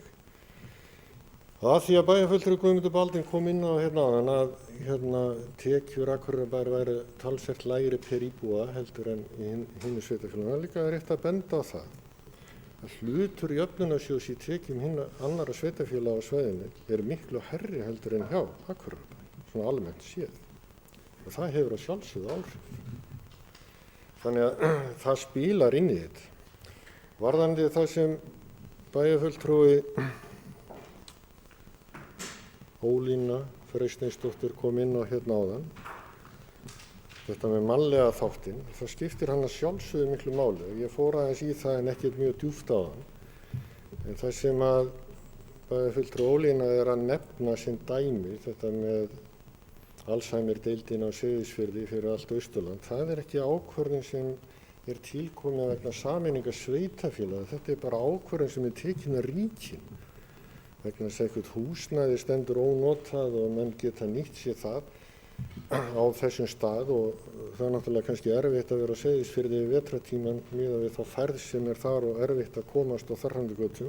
Það er bara gott dæmi um það hvað þarf að gera þar. Það vantar bara göng. Og við náttúrulega stjórnum þessu ekki með minni eða stærri sveitarfélögum. Þetta er bara eitthvað sem við ráðum ekkert við og kannski ráðum við enn síður við það vegna þess að við erum svo dreifð. Þannig að þetta kemur einhverjum ekki við einhver staðar en öðrum við og þá er sá litli bara eitthvað á vælandi og hínir skipta sér ekkert af þessu og fyrir vikið verður þetta bara svona, þið vitið, svona mjóróma væl einhver staðar út í buska. Í staðin fyrir að við erum hérna bara með þetta sterka hérna, vöknuðu þið nú.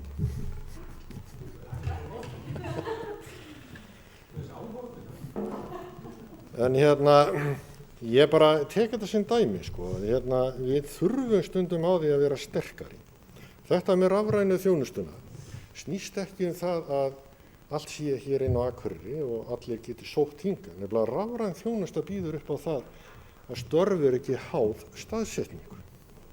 Það skiptir nefnilega gríðarlegu máli. Þannig að við getum verið að dreifa störfum hér út allt. Svo er annað í þessu. Að því að ég var nú að ræða þessum hættuna því að við drögum úr stjórnsýslunni og setjum í annað. Það er ekki endilega hlutur sveitafélagana að vera að skaffa störf í þeim skilningi.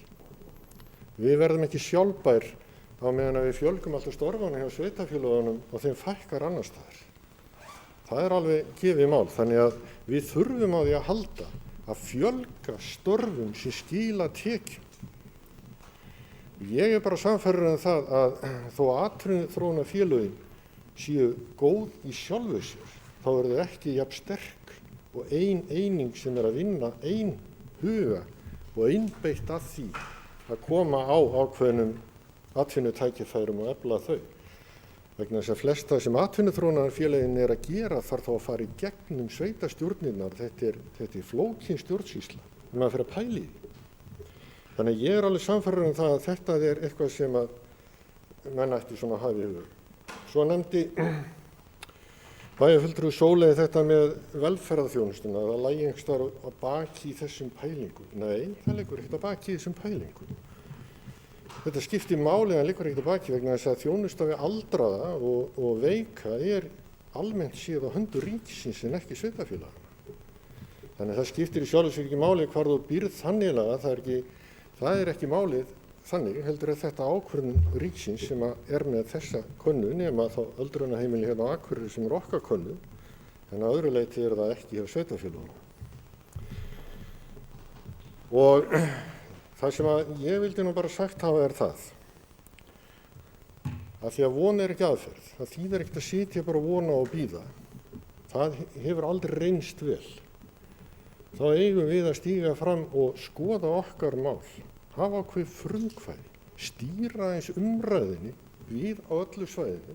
Við eigum að hafa frumkvæði að stýra umræðinni, vera tilbúin. Jú, þetta skal örugglega kosta peninga. En er þeim peningum ekki bara ágætlega varið? Vegna þess að þó að verði ekki sameining, þá væri við þó búin að greina vel tækifærin, kostina, gallana, við getum fyrir að vinna með gallana og styrkja kostina og styrkja þar með undirstöður þá atvinnuþróunarfélagana ef það verið niðurstaðan að sameinast ekki neitt og hefðum þá bara í höndunum miklu betra tæki til þess að vinna okkur áfram inn í framtíðina. Vegna þess að það er ákveðin heildarsýn og heildarstefna sem við þurfum að hafa í þessu málum. Ég mæli ekki með lögþvingun í þeim skilningi, en kannski kemur að því á einhverjum tímapunkti, en eins og ég nefndi í upphafi máls míns, þá hefur sveitarfélögum fækkað stórkostlega síðan 1990. Og það er yfirleitt í kjölfar sameiningar umræðna sem hafa farið af stað. Í mörgum tilvikum illa undirbúina. Það sem ég er að leggja hérna til er að undirbúa. Ræðum það til dæmis, vegna þess að það er eitt stærsta tilfinningamáli á að vera skóli á Þelamörk, Hrafnagili, Valsárskóla og Soflaströnd. Akkur ekki? Akkur ættum við að leggja þessi skóla niður núna? Akkur ættum við ekki bara horfa á þetta sem kost að geta boðið upp á mismunandi kosti? Hvað er það sem kallar á það í sjálfu sér? Bara ekkert. Ef að fólk vill það. Ég veit að það væri sumir í þessum skóla sem vildu gjarna kannski verið skólinn á Akureyri og svo öfugt. Akkur ekki að bjóða upp á það sem sveitarfélag. Það er ekki hægt að bjóða upp á kosti. Við þurfum ekki endilega að spara þar ef menn að fara í þetta að spara. Ég segi við erum ekki að fara í þetta til spara, við erum að fara í þetta til að nýta fjármunina betur. Og það er eitt sem ég þoli til dæmis ekki, og ég veit að fleiri gera það hérna í. Sko, þegar einhver stétt fer fram á launahækkanir við sveitarfélagunum, þá byrjar söngur. Við höfum ekki efni á þessu. Sveitarfélagið frá hausi. Hafið þið einhver tímann heyrt ráðherra eða þingmann tala með þessum hætti? Ég man ekki til þess. Það er nokkuð tíma komið til tals að ríkið fara hausin. Ég skil umræðin á þann hátt að sveitarfélögin standa frammi fyrir því, jú, vissulega, að kostnaður fyrir umfram tekjur og við getum ekki hækka skatta. Við gerum alveg grein fyrir því. En við getum hækka sértekjur. En við getum líka búið okkur, ef við erum stærri og öflugri, til meira svigrúm til að mæta hinn á þessu. Ég held hreinlega að við erum að hætta að tala um það að við hefum ekki efni á hinu eða þessu því að við förum ekki á hausinn við það að einhver ein stétt eða 2 eða 3 eða 4 hækki í launum. Það er bara ekki þannig. En þetta er vandmeðfarin umræða. Ég held að við ættum að horfa á þetta þannig að við stöndum frammi fyrir verkefni sem við þurfum að leysa. Ég held það. Og nálgast þetta á jákvæðan hátt og ég er bara algjörlega sannfærður um það að vandinn í þessari umræðu snúist meðal annars um stærð sveitarfélaganna og hversu öflug eða veik þau standa. Það sé kannski málið. Ég þakka fyrir umræðuna og ég bara hvet til þess að við förum í þessa vinnum þetta skipulega og þannig að við sjáum einhverja afurð út úr þessu. En ég get alveg tekið undir það sem sagt var hérna áðan, held bæjarfulltrúi Sigurjón, það breytist ekkert við það að sameina sveitarfélög. Sameiningunni hlýtur að fylgja einhverja breytingar þá að öðru leyti og það er það sem svona fýsileikakönnun á til dæmis að vinna út og greina. Takk. Bæjarfulltrúi Gunnar Gíslason hefur lokið máli sínu. Næst tekur til máls bæjarfulltrúi Ingibjörg Ólöf Ísaksen.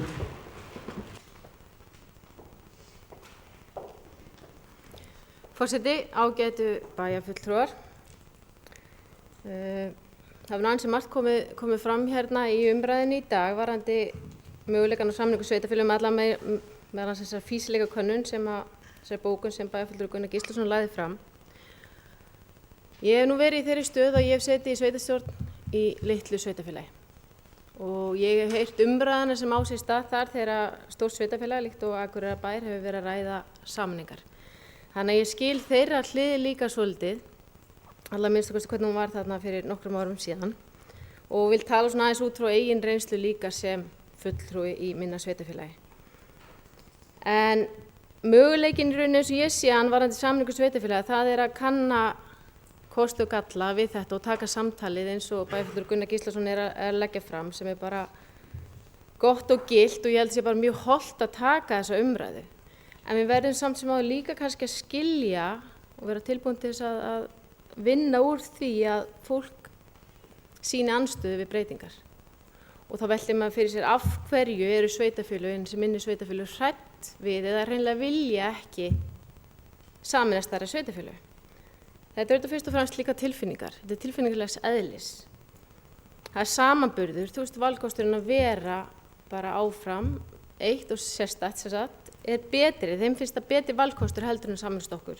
Þau geta rekið sér sjálf, það er ekki hvati, vegna þess að þau hafa það fjármagn til þess að geta staðið á eigin fótum. Þau finna það að það eru völd og áhrif sem eru í hættu og það er bara lítil vilji til breytinga, en fyrst og fremst er það kannski að það vantar trausti á milli. Það er ágætt samstarf á milli sveitarfélaga, allavega er það mín upplifun, En það er svona spurning hvort trausti sé til staðar. En fyrst og fremst eru þetta bara formulega viðræði góðar til þess að kanna þetta og byggja upp þetta traust. Kanna kosti og galla við þessar sameiningar.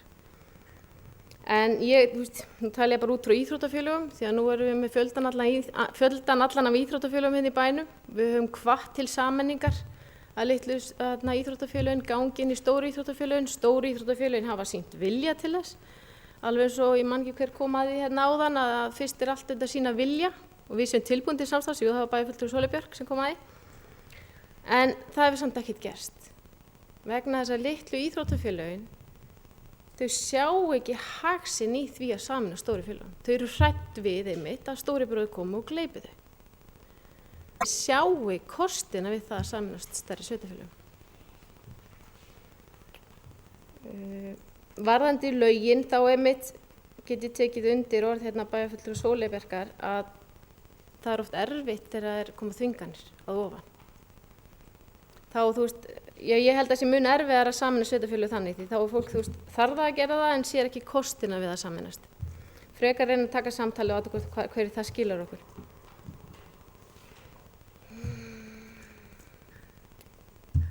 Eyjafjarðarsveit, nú höfum við talað hjóla- og göngustíginn hérna á milli Akureyrarbæjar og Eyjafjarðarsveitar og það er einmitt eitt verkefni sem við getum mögulega tekið upp varðandi samvinnu á milli sveitarfélaga. Þetta er nú yfirleitt, allavega það er ekki til fordæmi fyrir því að sveitarfélög taki sameiginlega þátt í svona kostnaði. Heldur er að Vegagerðin sem styrkir hvert sveitarfélag fyrir sig. En við höfum nú svo sem séð það að það eru Akureyringar sem nýta stíg alveg mikið ef ekki meira heldur en Eyfirðingar, þannig að það er líka öryggissjónarmið og þá er bara spurning hver er okkar vilja að taka þátt í þessu verkefni. Erum við tilbúin til þess að sýna samstarfsvilja? En það á nú eftir að koma í ljós síðar.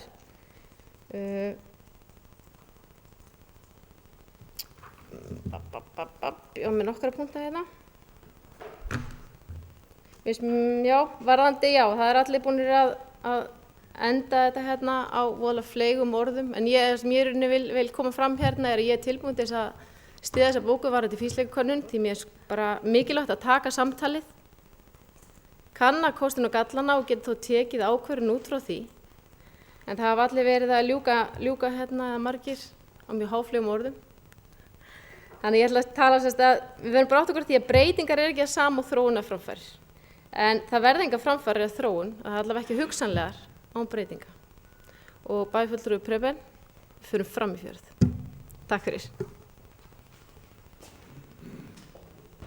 Bæjarfulltrúi Ingibjörg Ólöf Ísaksen hefur lokið máli sínu. Næst tekur til máls bæjarfulltrúi Preben Jón Pétursson.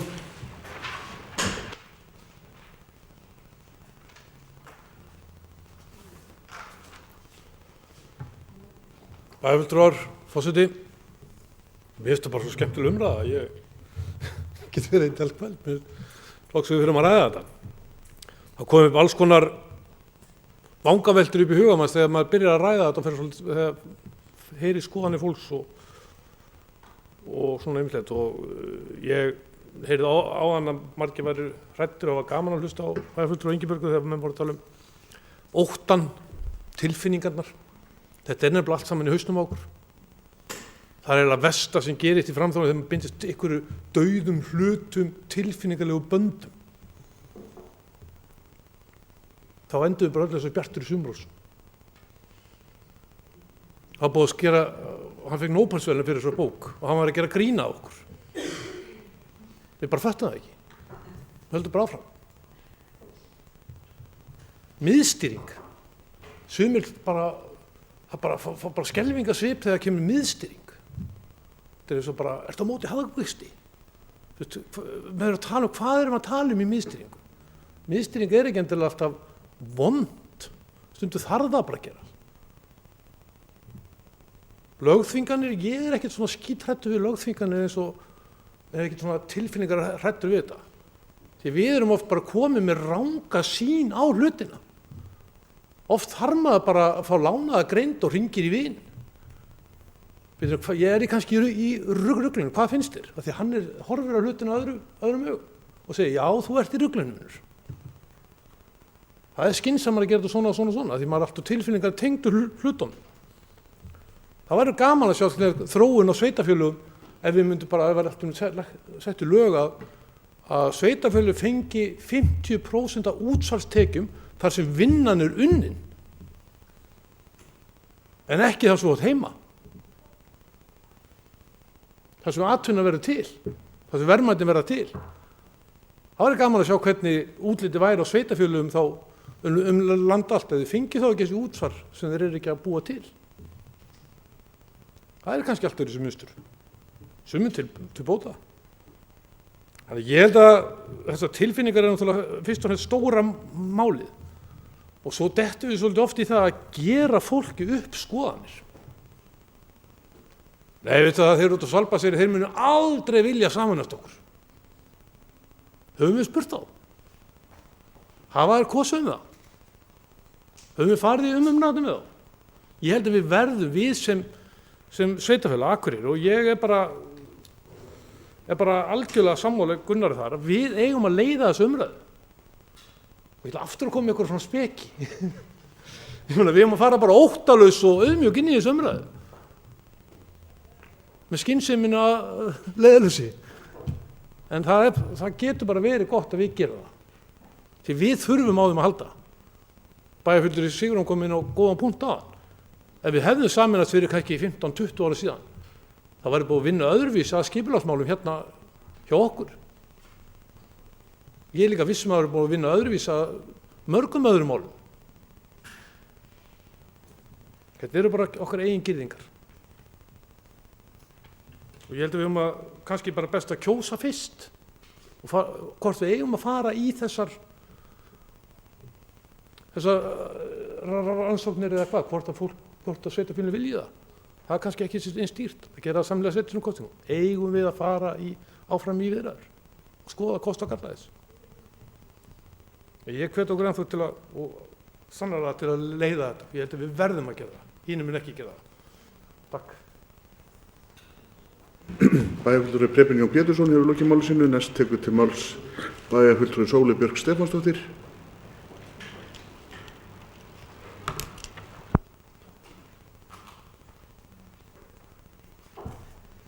Forseti ágætu bæjarfulltrúar, ég ætlaði nú svo sem ekkert að fara að lengja mál mitt neitt hérna sérstaklega, nema ég fjallast aðeins hendur þegar bæjarfulltrúi Gunnar Gíslason viðurkenndi að hann ekki skilið neitt af því sem ég sagði. Og ég sagði að ég er ekkert að fara að útskýra þetta neitt betur, en svo kom bæjarfulltrúi Ingibjörg með þessa frábæri líkingu einmitt íþróttafélögin, sem er einmitt þetta, við erum með 2 stór íþróttafélög hérna í bænum. Okkur finnst einboðið að sameina litlu félögin stóru félögunum, en eftir þess ég best veit þá má ekki,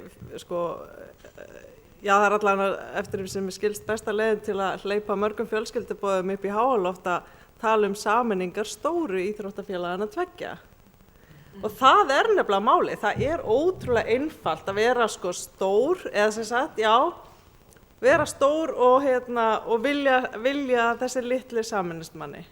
Og það er bara það sem ég er að benda á hérna, og ég veit að sumir skildu það, að það er bara þetta vægi og þetta valdamisræmi og þetta stærðamisræmi sem er vandinn í þessu, og það var einfaldlega það sem ég vildi benda á, og ég veit ekki þetta er ekki í hug neinn svona fleyg orð til að segja að lokum.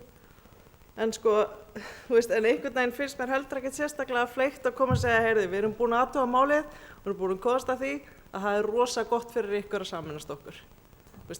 Mér finnst það bara einhvern veginn eins og það muni ekki virka mjög vel. Takk fyrir. Bæjarfulltrúi Sóley Björk Stefánsdóttir hefur lokið máli sínu. Næst tekur til máls bæjarfulltrúi Sigurjón Jóhannesson.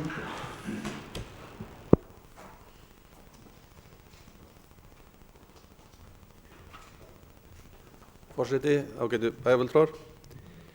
Ég held að þetta sé einmitt málið eða kannski misskilningurinn. Út úr svona könnun kæmi kannski ekki endilega að allir ættu að sameinast okkur, Akureyri. Það geti komið út að hin sveitarfélögin ættu að sameinast. Það getur vel verið að þau eigi meiri hagsmuni saman og getur það síðan samið við stóra sveitarfélagið.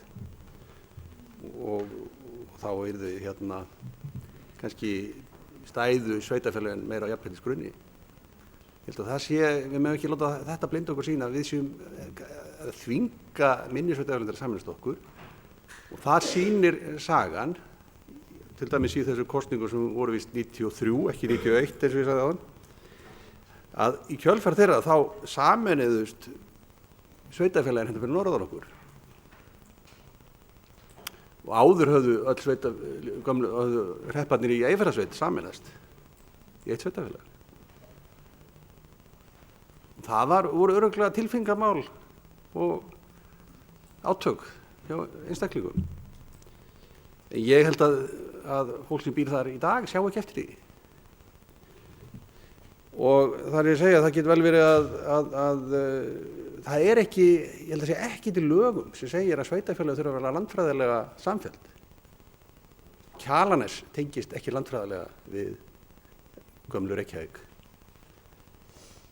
Grímsey og Hrísey, það er enda sjór á milli. Þetta eru eyjar. Grímsey er ekkert nálægt Akureyri, miklu nær Siglufirði eða Þingeyjarsýslunni í loftlínu. Það voru frekar samgöngumálin sem skiptu þarna máli, að þeir sameinuðust og kannski önnur vandamál sem hefðu komið upp í fjárhag þessara sveitarfélaga. Þannig að svona könnun, við forðast að gefa okkur niðurstöðuna, að við séum að ákveða við ætlum að fá þetta fram. Ég gat ekki skilið tillögu Gunnars þannig, það er bara að vera að fara í þessa könnun eða bjóða upp á hana. Það getur vel verið að við fáum bara afsvar frá einhverjum öðrum sveitarfélögum, þeir hafa engan áhuga á þessu. En þá held ég að það sé bara gott fyrir okkur að vinna þessa vinnu, kann þetta og hvort þetta sé fýsilegt, eins og var nefnt hérna áðan.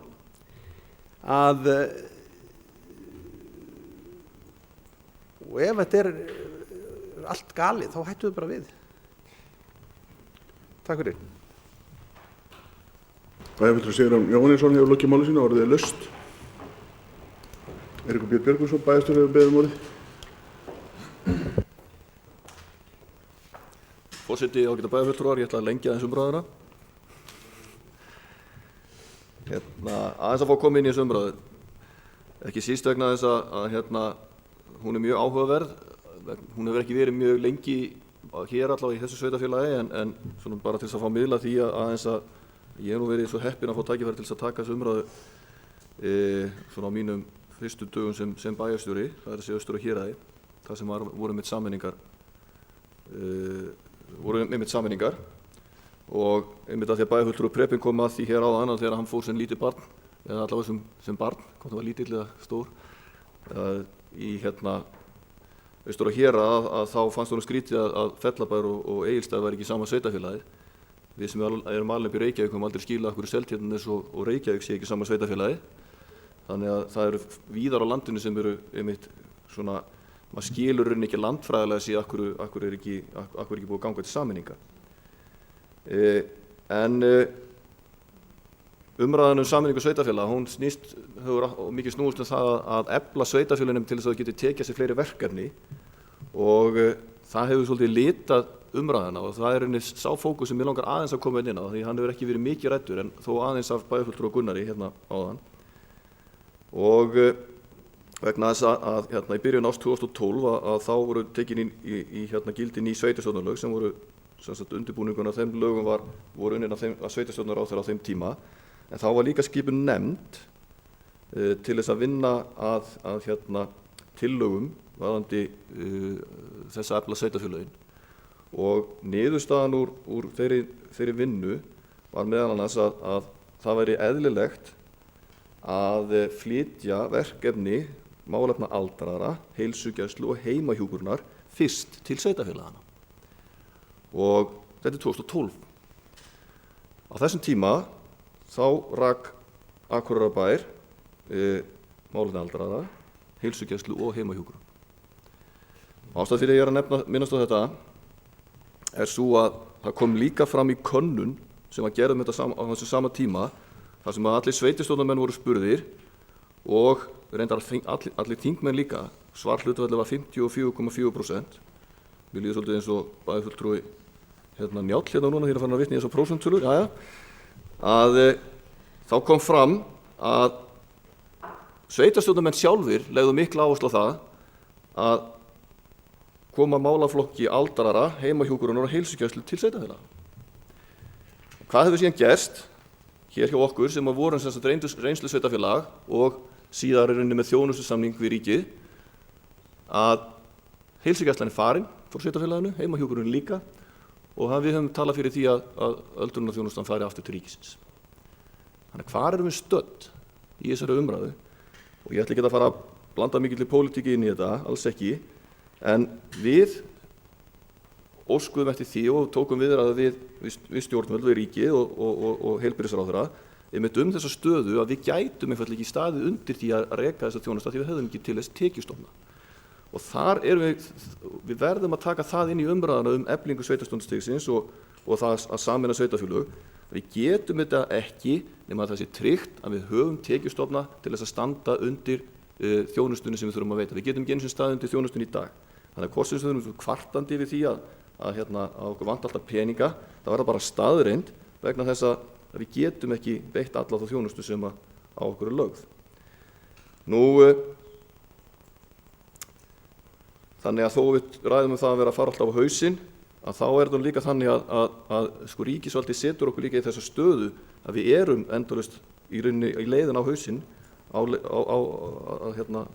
sveiflast á hausinn vegna þess að við fáum ekki fjármagn.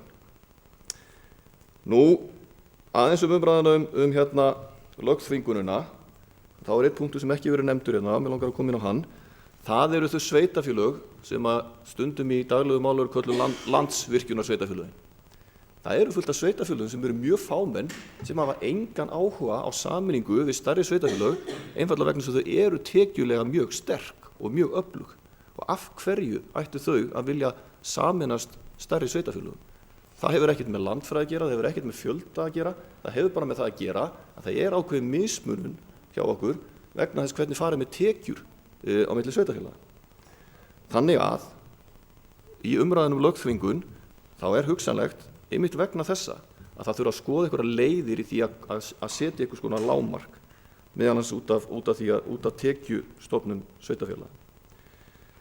Á því að hér var líka minnst á að fara í þessa könnun og sem ég held að sé bara mjög skynsamleg, að þá vek ég athygli bæjarfulltrúanna því að ég fletti hún bara upp á netinu og þið getið fundið það líka að á vef Jöfnunarsjóðs sveitarfélaga er talað vinnureglur frá 18. apríl 2008 þar sem að sveitarfélög eru studd með framlögum vegna könnunar á hagkvæmni sameiningar. Takk fyrir. Bæjarstjóri Eiríkur Björn Björgvinsson hefur lokið máli sínu, orðið er laust. Bæjarfulltrúi Gunnar Gíslason hefur beðið málið.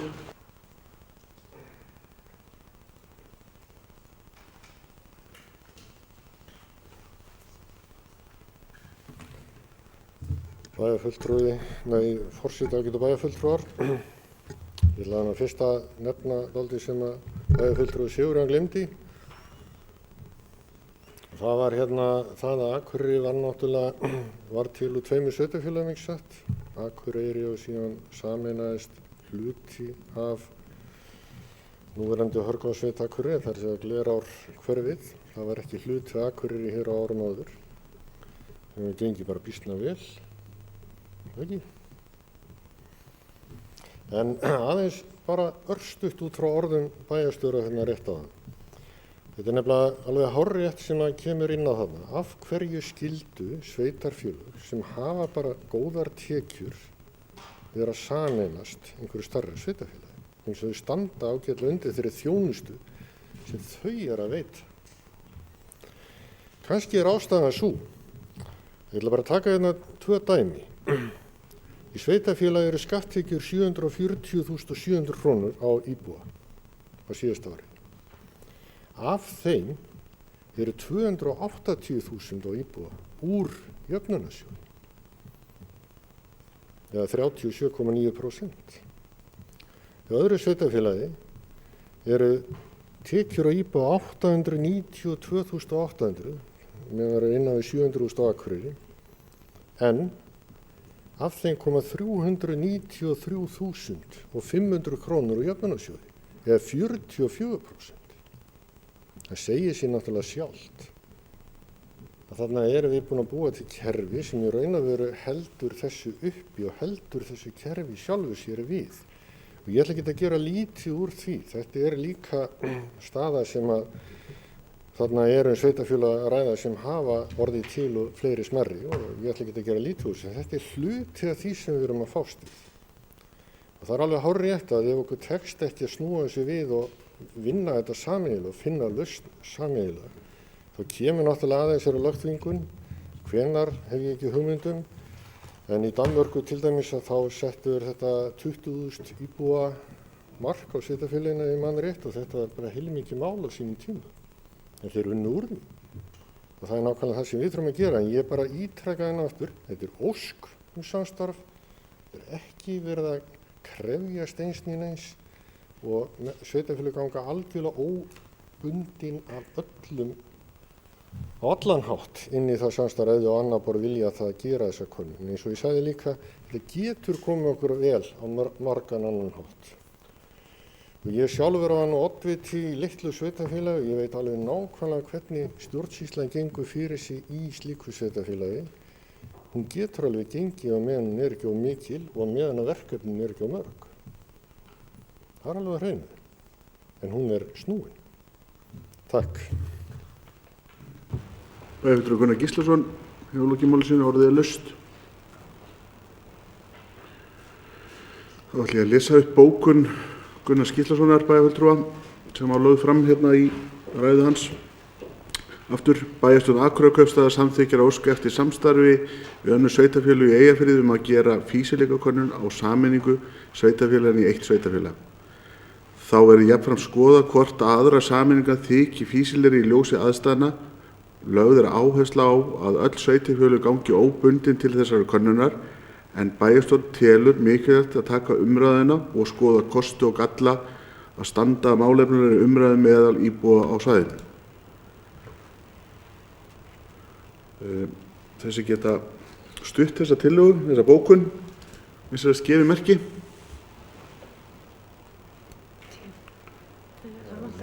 Níu, sem á móti, eins og það gefi merki. Tveir sem mæntanlega sitja hjá, einn fjarverandi og einn sem situr hjá. Það er bókað. Þá er það 9. dagskrárliður. Aukafundur í bæjarstjórn. Lagði fram tillaga aukafundur í bæjarstjórn Akureyrar þriðjudaginn 13. desember fyrirgefið næstkomandi. Og svo er það 10. dagskrárliður. Skýrsla bæjarstjóra, Eiríkur Björn Björgusson bæjarstjóri fyrir yfir helstu atriði.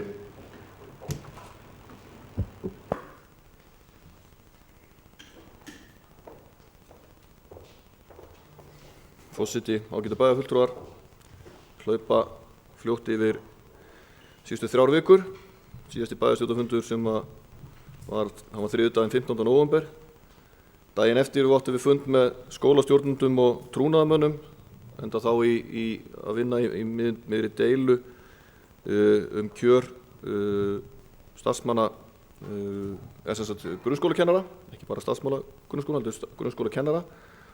Og þarf ekkert að svo sem að tíunda frekar hvað sá fundur var, nema að því leytinu til að hann snýrist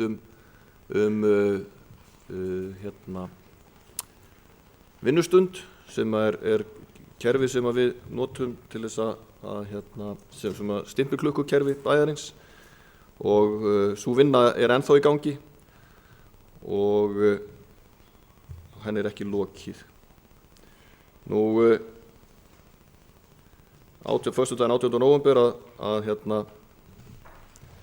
og reyndar næstu dag á eftir þá fundum við með samráðshópum nýrra sviða vegna stjórnsýslubreytinga og þannig að sú vinna er í fullum gangi ennþá. Aðalfundur AFE var 22. nóvember síðastliðinn og þar voru meðal annars umræður framtíð atvinnuþróunarfélagsins og samstarf milli sveitarfélaga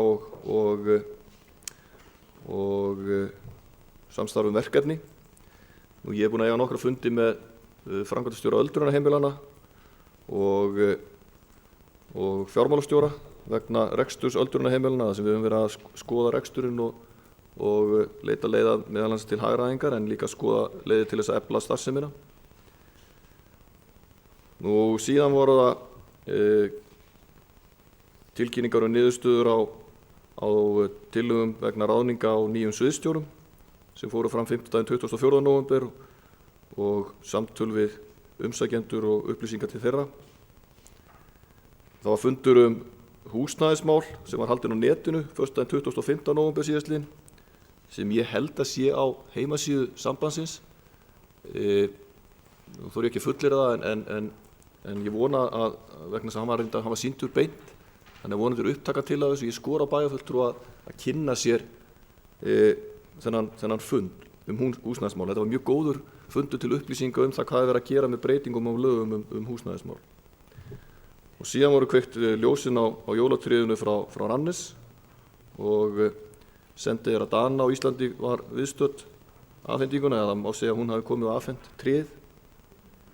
Við erum búin að vera að funda stöðu og móttöku flóttafólks.